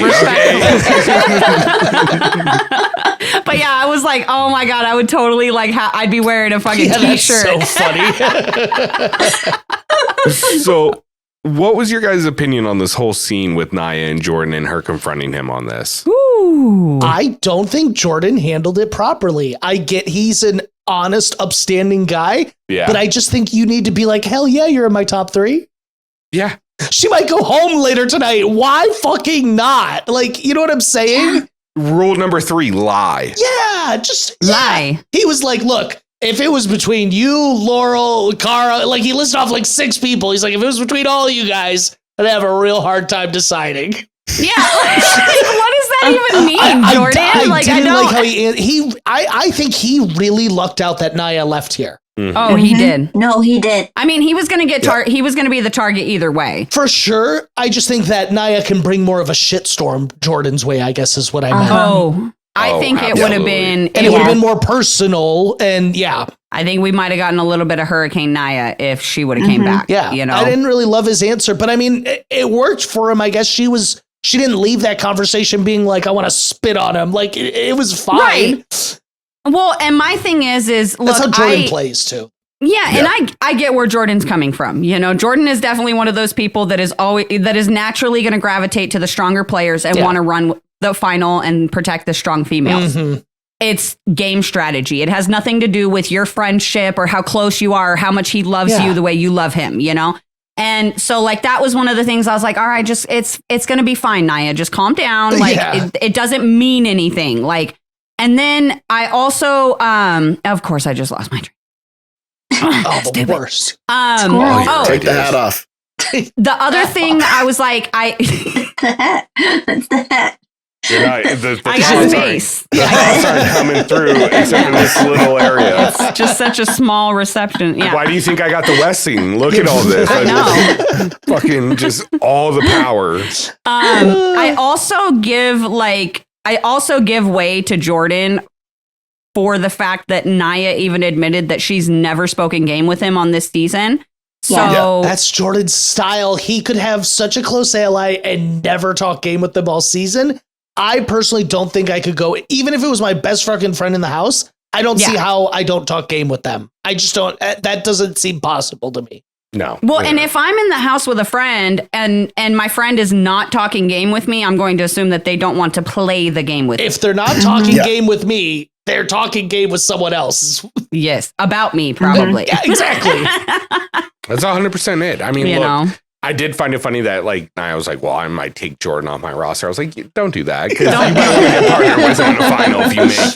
Don't Probably do that. still want Jordan. Just maybe keep him there, like a 1A. Like just Yeah. I love all this roster talk, though. Who's your fifth? Yeah. Who's your fifth? Who's on the roster?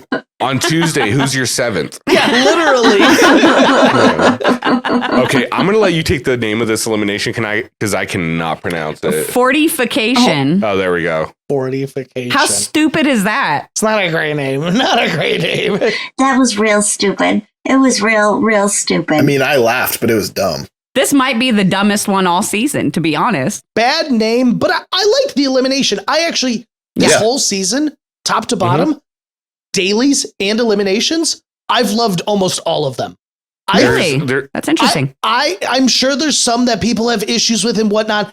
I feel like they've done such a good job of mixing like new era challenges with some like old school shit that they used to do. It's not exactly the same. It just has that old school feel. Like the fucking throwing the balls under the spikes. I was like, what? Oh, I loved that. I was like, this is crazy fun. When they started trying to block each other too, I was like, this is wild. I was like, this reminds me of like, the early 20s when they were just doing whatever challenge they could think of before it was trucks and crates and explosions. The only one I didn't like was last week's with the ATV. Oh, I yeah. thought that was fucking stupid. Okay, that was, I agree. That was the weakest for sure. Yeah. That one was dumb. There's been a couple of dumb ones where I'm just like, this is dumb. But I've enjoyed most of them for what they are. I think my biggest problem with them is majority of the eliminations aren't like interesting or fun to watch. That's fair. But I'll give you I see what they're doing with it, right? I see the difficulty level of it. I see how fun it would be, you know? Yeah, I get what you're saying though. Yeah, and I agree. Yeah, this one was not necessarily like super exciting to watch, but it just reminded me of like an old school challenge that TJ's like, all right, you're going to carry these 40 fucking crates from over here all the way there. The like last one is out. And there's enough variety in it too. Like there's enough different ways to approach it. That you don't really know like who's going to come out on top because they both had completely different methods. Yeah. And until we got further in, we didn't really know how it was going to stack up because Naya could have finished the equations and then beasted everything out. And I kind of thought that's where it was going, if I'm being Same. honest. So did I. I really thought because I was like, she is unlocking them. I was like, oh, this could be way closer than we think. Yeah. The only thing I was thinking is like for the girls, like if you wanted to get Cara out, this was the elimination. Yeah, that's so true. true. This would have been the one to get Cara out. Yeah, you could have put her up against anyone. She probably wouldn't have made it, honestly. I would have been out on this one. Me too. Oh, just from the boxes, not even really the math. The math would have me out. Yeah. You see, I realized today, I was like, oh, the math would be actually one thing. Like, I'm okay at puzzles. I was like, oh, math I'm actually pretty good at. I would have an advantage over a lot of these challenges math-wise. I don't math. All I do all day is like percentages. Yeah, so it's like, I was like, I can do this. Yeah, I know PEMDAS. Yeah, 12 boxes, so I'm fucking spent. Who kept saying, go from the left, start left from the left? I was like, I don't think I think, was it Kyland? I think it was Kyland. It's like, Kyland, I don't think that's the mathematical rule, Kyland. You don't just always start from the left. Yeah. I did love how Bananas was like, fucking pi 3.14. Oh my God. He was talking so much shit to Michele. Yeah, the golden ratio. Yeah. I like that they actually gave them fucking chalk to write the problems out. For real. Thank God. Yeah. Thank God. We would have been there all 2 nights in a row if they didn't. They didn't want a repeat of Jarrell. But what really threw me off was Kyland was like talking to Naya and he was like, hey, read your math out to me if you need to. And maybe just in the edit, but like we never saw her ever read a single problem number, anything out to him. But clearly she was moving slowly in the math because she was so far behind Michele, and Michele wasn't like moving those crates at like an exponential speed or anything like that, So clearly Naya took a while on that math.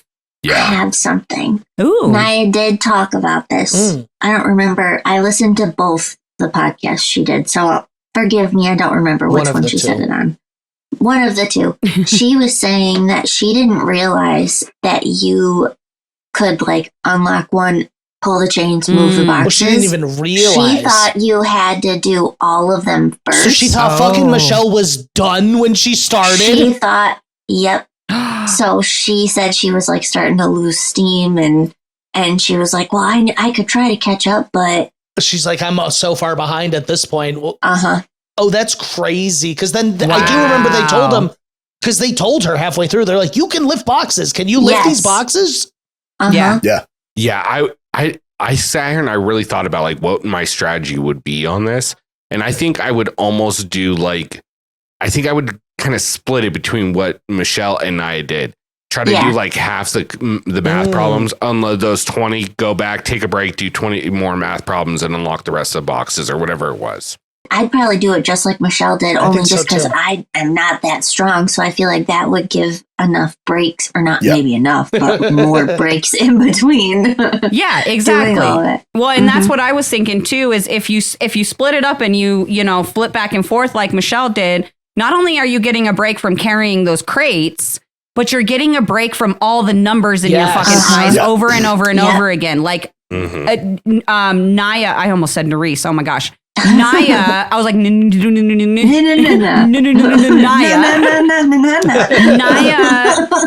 literally sat there and did like 40 math problems, and who knows how many times she had to do certain ones over again. So all those numbers, you know, they start to run into each other. Like you guys know how it is, you know? So I think it was important to be doing them in pieces like Michele did, or even, you know, if you want to do half or whatever, but I think it was important to have those breaks in between, and I think that really gave Michele an edge. I think so too. To the game. Oh yeah. So Michele ends up winning. Nia made a couple mistakes throughout this, like putting your boxes not in the square when you're moving them. Why did she do that? I screamed, Nia, what are you doing? She put it, Kyland's like, okay, you can put them in the box. She put it right next to it. I just want to say really quick, I just want to give Kyland like some major props for this specific moment right here where Nia set her boxes outside of the square.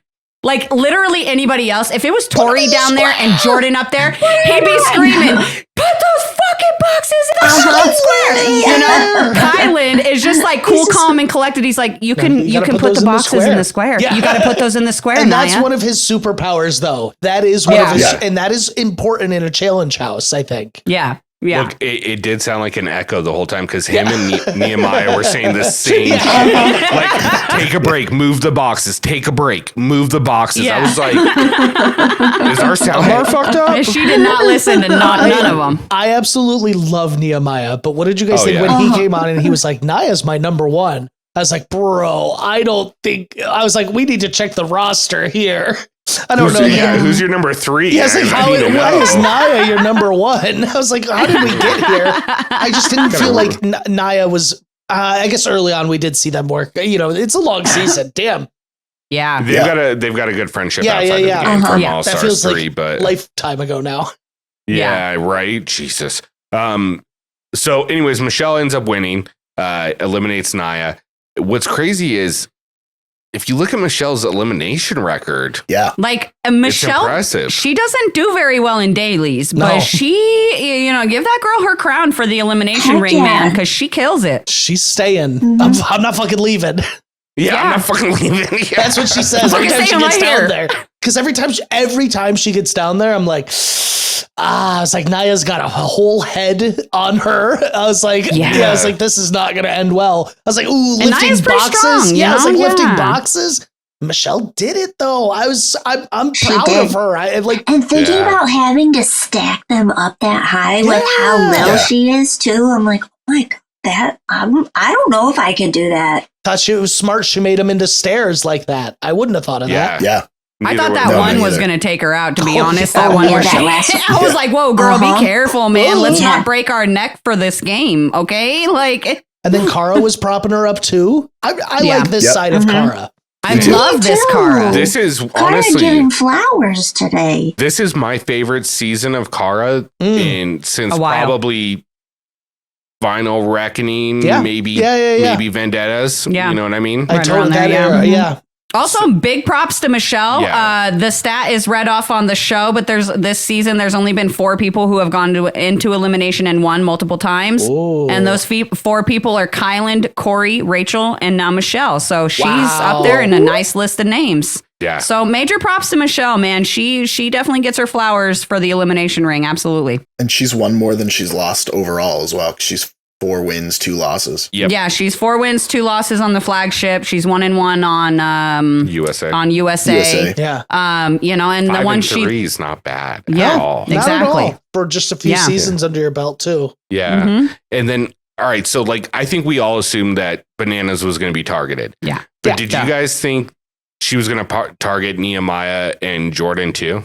No. Looking at who's left, there's not a lot of places to go. Yeah. I I thought Because- she was going to go Corey. thought I did Corey too. could catch a stray. I did think Nehemiah I thought could. Josh was going to get it. I was wondering if she was still kind of fed up with Josh. I thought there was a chance she Mhm. throws him in there. That's But what I thought too. what I think she's doing, and this is not necessarily the right strategy because the targets don't necessarily go against each other. I think she wanted to make sure if the targets are going against each other, they have competition. Like she doesn't want to put Right. Yeah. Bananas against Josh. You know what I'm saying? Right. Absolutely. And I think that, honestly, as soon as she read this off, I was like, this is Ooh. fucking awesome. Yeah. I'm fucking excited. This is going to be like one of the best, especially if one of the targets loses the next daily and then one of them Huge. has to go Yeah. in. Amazing. And then they Such fucking ruin bullshit. it all with the goddamn next time on and tell us it's a mini final with a purge. So we're not So even what are getting the an targets- elimination. Yeah. Do the targets not matter? We think. They're going to probably mean nothing for Yeah. next episode. We don't know that for a Bogus. fact. I'm Do we assuming. think they're throwing us off though, and maybe that comment about a purge is later in the season, and maybe all of it wasn't from just next episode? Oh. Or we have a purge and lose 1 or 2, like one of And then they do one of each and gender. then they do and then they still do a men's elimination. Or maybe the targets carry over into the following week. They do the mini final and They're purge, not just going to be but- like, you guys are no longer targets. That would be so Yeah. bogus. Yeah. Well, and think about it this way. If they skip a whole men's elimination next week, then they're going to be like, it's not Yeah. going to be. It won't So be. they would almost have to carry They're the men's gonna have elimination to. to the following week. So maybe if there's not an elimination next week, we don't have an elimination winner to pick new targets. Maybe it'll be these same 3 targets after the mini final, after the purge. which would be episode 13. So Because you have to think that they're going to lose the same amount of guys and girls Yeah, right. in a purge. you would assume, yeah. totally Yeah. makes Because sense. otherwise their numbers will be all screwed up. Right. It's going to So- it's going to be last place guy, last place girl. That's I'm my Or almost guess. willing to last bet. 2 or whatever they decide to do. It Yeah. depends on how quickly they want to cut this cast down to get to final. Well, I mean, So- based on this, we've got 9 more episodes minimum, so they don't want to do too much. Yeah. But all right, so mini final, purge. Who's getting first place? Who's getting last place? Ooh. Oh, I think we're losing Aviv just based on injury. Yeah. Oh, yeah. Her Yeah. foot's hurt. I think that's actually an astute observation. Yeah. I would probably say probably going to end up losing Aviv. And then I would say for last place for the guys, ooh, maybe Josh. Or Theo, based I was on gonna say based on maybe his Theo. last Mhm. final performance and the 12 hours it took him to do the daily. The daily, if the daily is any indication, it's Aviv and Theo. I do think Josh should maybe be a little worried. I think the rest of the guys are pretty Yeah. set up, to run a mini Derek final. Proved himself recently. Where was he running? Was that in All Stars Oh, where he yeah. was zooming? Yeah. yes. Dude, he's amazing. Yeah, he's another one that's really like I was talking about Avery. Derek's another Mhm. one that in recent years has really improved. Like his standing on the show, in my opinion. I think he's a great Yeah. addition. Yeah. Yeah. So on the girls, I'm kind of torn, and it's hard for me to make a decision. I feel like like the overall instinct is to say Aviv because she's injured, Right. but I also wouldn't be surprised if it's like Olivia or Michelle. It could be Yeah, either I was or. thinking the same I have a hot thing. one. I got a hot take here. Do you guys remember all the way back in the beginning of the season when Anissa was here and Mhm. Jenny did that ball competition against her?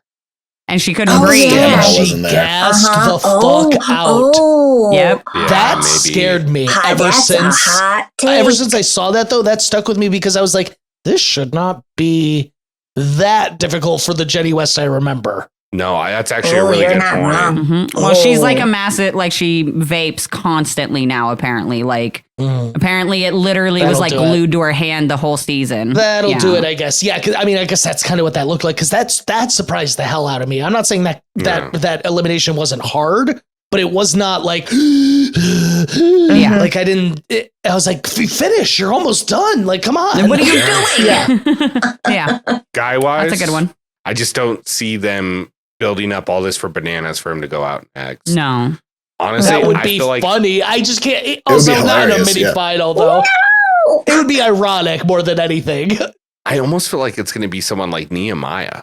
I'll be honest. When I went over the list, I saw that name and I didn't want to put it out into the universe because I I'll just do don't it. want that to happen. But I totally see where you're coming Right. from. I could I'll do see it. it. I'll Yeah. do Yeah, it. I could see I'll do it. I could see it. But No, I'm just fucking around. It's going to be Jordan Tori Purge. Could you imagine?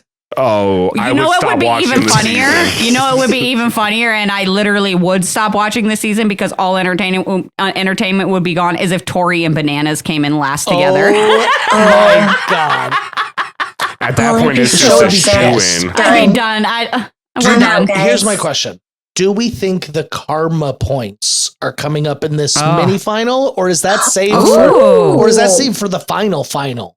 I was just thinking final, Yeah. but that would be an interesting twist. I It would think be it's an interesting final. I think I it's think the so, too. final. That's how we'd lose Banana at the purge. Yeah, that's how we Yeah. lose him. Everyone's giving him a 1, and he's got all this weight he's got to carry or whatever. That would be funny. I've personally been taking it as like the actual final just Yeah. because of how TJ words it with like help decide who's gonna win $1 million. Yeah, that's true. That's true. You know, so but I mean it could, because I guess all along the season you're just, you know, they're all decisions on who's going to make it to the final and potentially win. So I guess it could be. Yeah, I think the reason I want it is I want to see the most amount of people's results. Like who got high numbers, who got low numbers. And so this would give Yeah. What do you think the karma points are going to be, or like what do you think they're going to do? I really fucking hope they're not stars like the final from All Stars 4. Oh God. I hope it's not Yeah. like stars either. I was assuming it would be like weight, depending on where you ranked and how many people. Yeah. Like you're gonna have to carry 20 pounds. You carry 10. That's interesting. You carry none. Oh. Or you start 5, 10, 15, whatever. Yeah, or a time advantage, Yeah. something like that. Not necessarily weight, but some sort of you ranked last, so you're getting the bum end of all this here. You should Some have treated unit of measure. should have treated people nicer, Bananas. Right. I think What if the it's. karma? Oh, Go I'm sorry. for it. Go ahead, Tony. Mine will be not serious. I think it's. You said that so seriously, though. I think it's going to be time related, but I have this feeling, and I don't know. I really don't know, but I think it's going to be something fucking stupid. Like they finish the final and they're like, "Oh, you got the most karma points. You get 20 minutes off your total time." Oh, I don't know. I would love that. I wish they would tell I would them hate it. beforehand. Like, Yeah, it would annoy me if they tell them at the end, like, you finished first, but because of your karma points, we're adding 25 minutes. Huh? Oh. And now you're in third. and now there's a clock that pops up and they're counting down All as right, someone's getting close maybe to I've the convinced fucking. myself this could be a good idea. Yeah, they could be interesting, but I would be pissed if like one of my favorites won and they're like, "You got 0 karma And Jordan points." gets to the end and he's like, you had none karma points. Right. Niall You was have to run the pissed. final Yeah. again. Every point is an extra lap. Yeah, or like Exactly.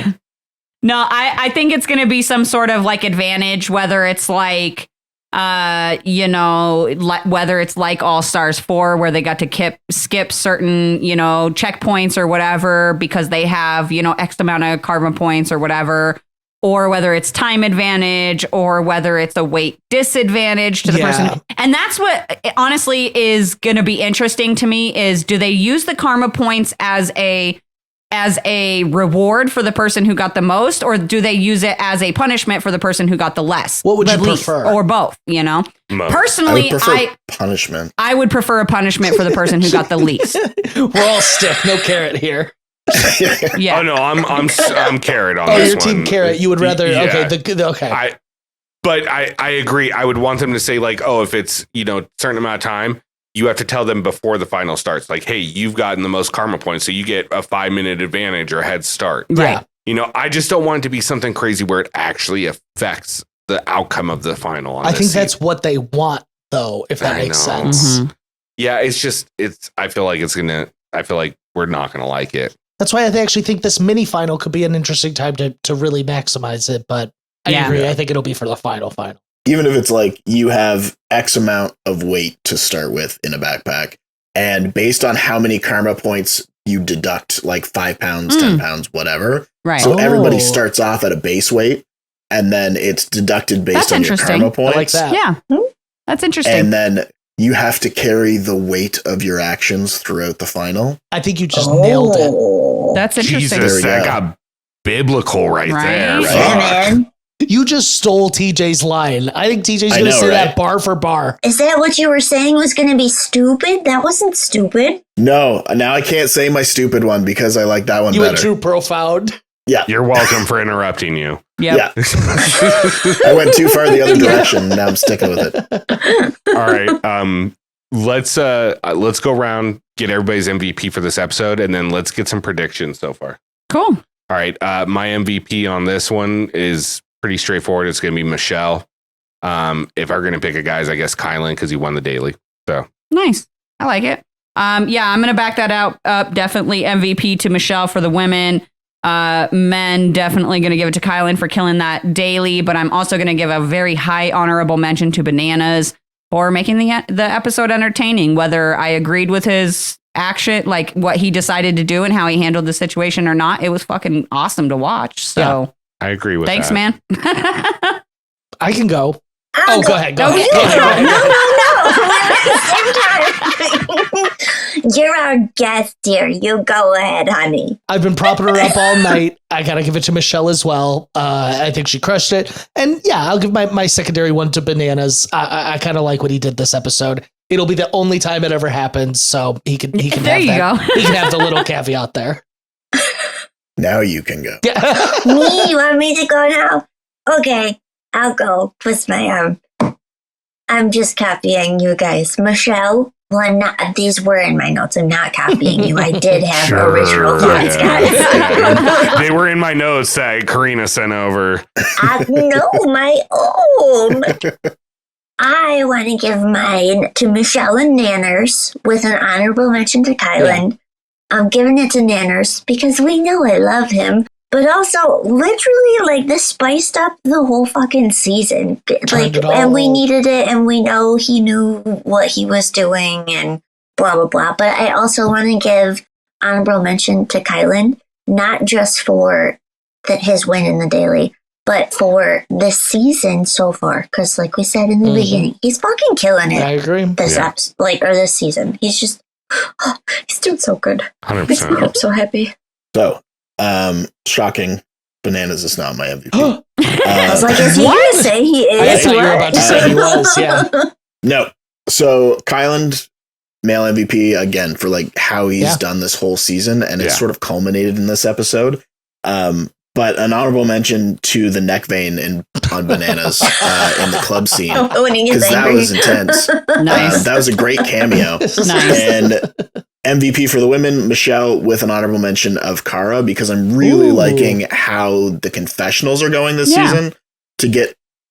Cara seems to be the one where the confessionals are actually providing valuable insight in how she's playing the game and how she's looking at her competitors.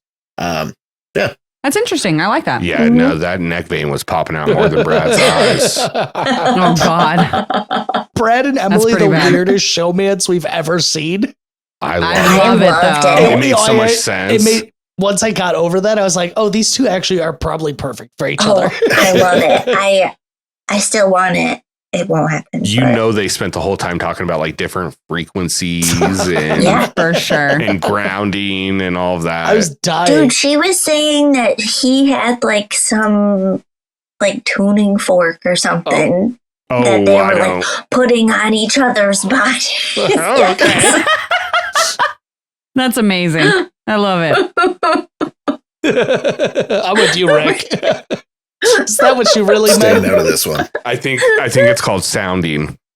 Oh Is it? God, don't Oh, fuck I don't with wanna- her. Okay, never mind. Don't I listen to wanna him, know. Katie. I take it I don't back. even know My what it is. innocent little ears. Don't listen I to heard him. Nothing. Yeah, I don't know listen to nothing. him. You are the one to blame. This is not my fault. I didn't know what that was till you told me what it was. I'm You just started saying. this. It freaked me out. Okay, it I fucking won't freaked look me at it out. Don't. If you don't know out there, don't Google it. Okay, Don't. Stay You away. will. Now I kind of want to Google it. You're better off not knowing. You will Yeah. absolutely regret it. Okay. Oh no. But what you're not going to regret is listening to us pick our mid-season thoughts on winner. So, Oh, Alex, you're our guest.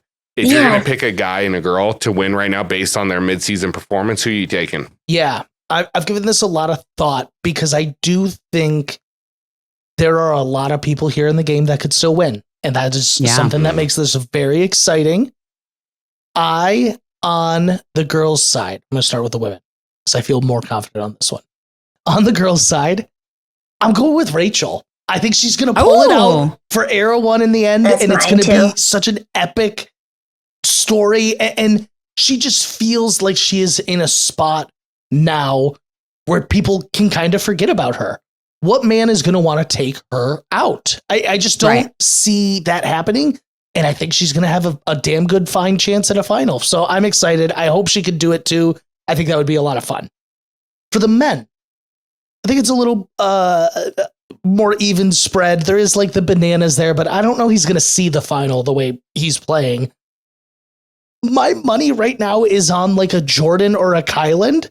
And I think to keep it spicy, I'm going to go with Kyland. I think Kyland can pull I this like out. it. I Nice. like this. Yeah, I I think like that. Kyland has like really learned from last season that like I played well. There's maybe just like a couple of fine tuning things I could do and I could win this.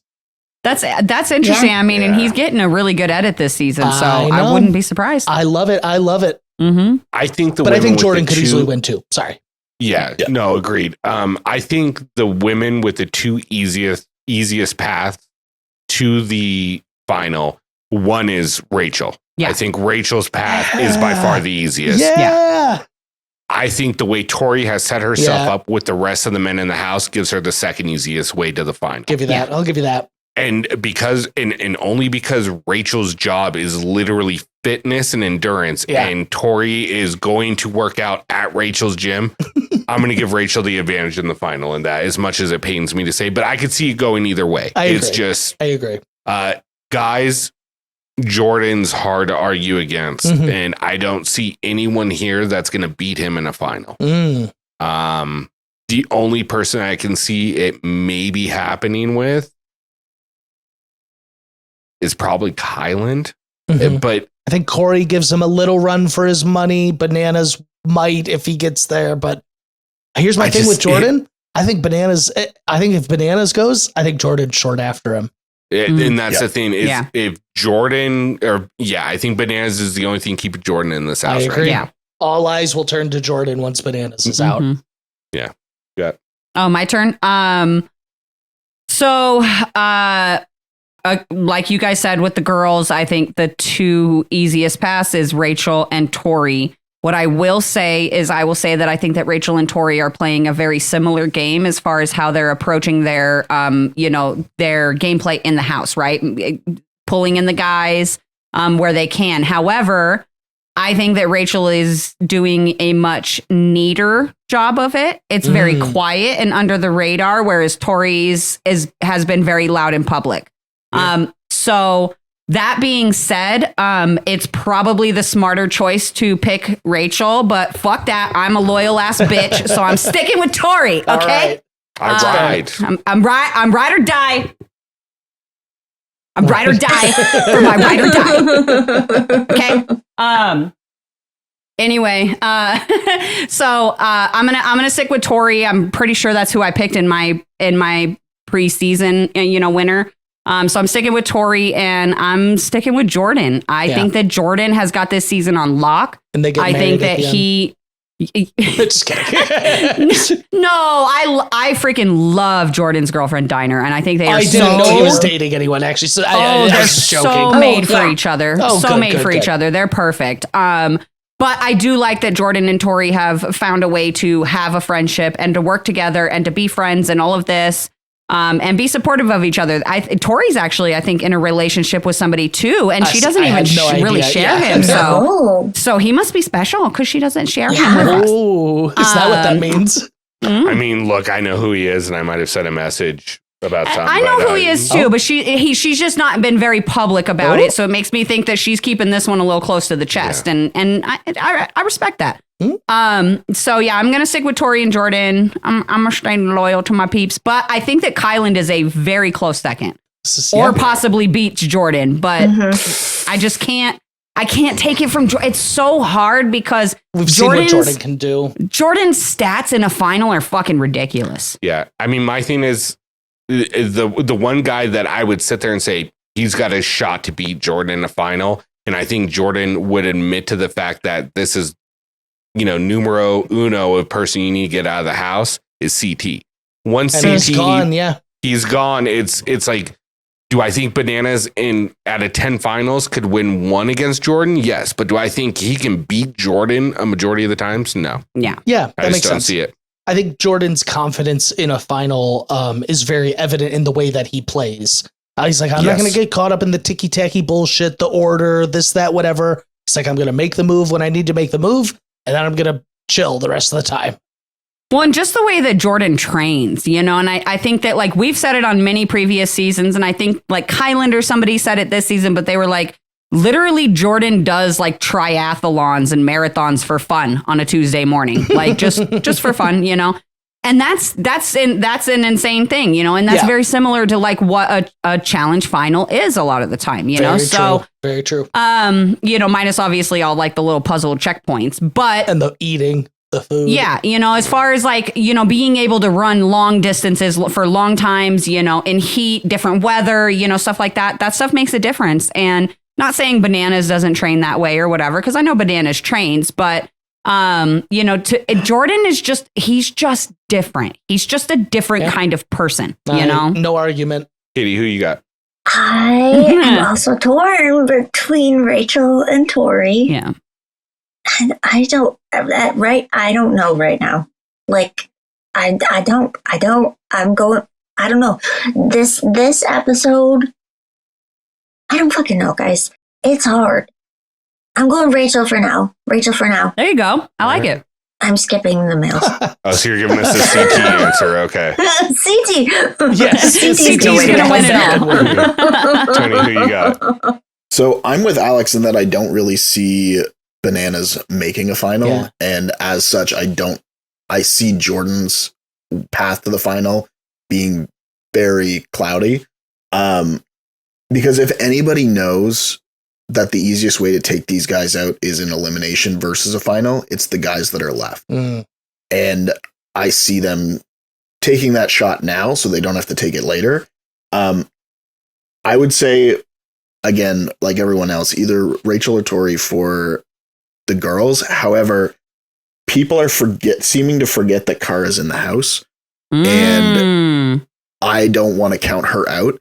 That's I would fair. say that I put Tori and Rachel as like my 1A, 1B right now, with Cara as a close second. That's I like because I do see, like, I wrote down the cast when we were talking earlier, and we can conceivably have a final that's Derek C, Nehemiah, Corey, Jordan, and Kyland, Tori, Cara, Rachel, Laurel, and Jenny. I worry. I thought about Cara. I thought about Laurel also. Yeah. I don't think the two of them are done with each other. I don't think they both make a final. I think they're going to end up burning one or both of them before they get to a final. I don't think their feud's over because I don't feel we've gotten any resolution. And maybe there is no resolution out there, but I think there's still more to come with those two, honestly.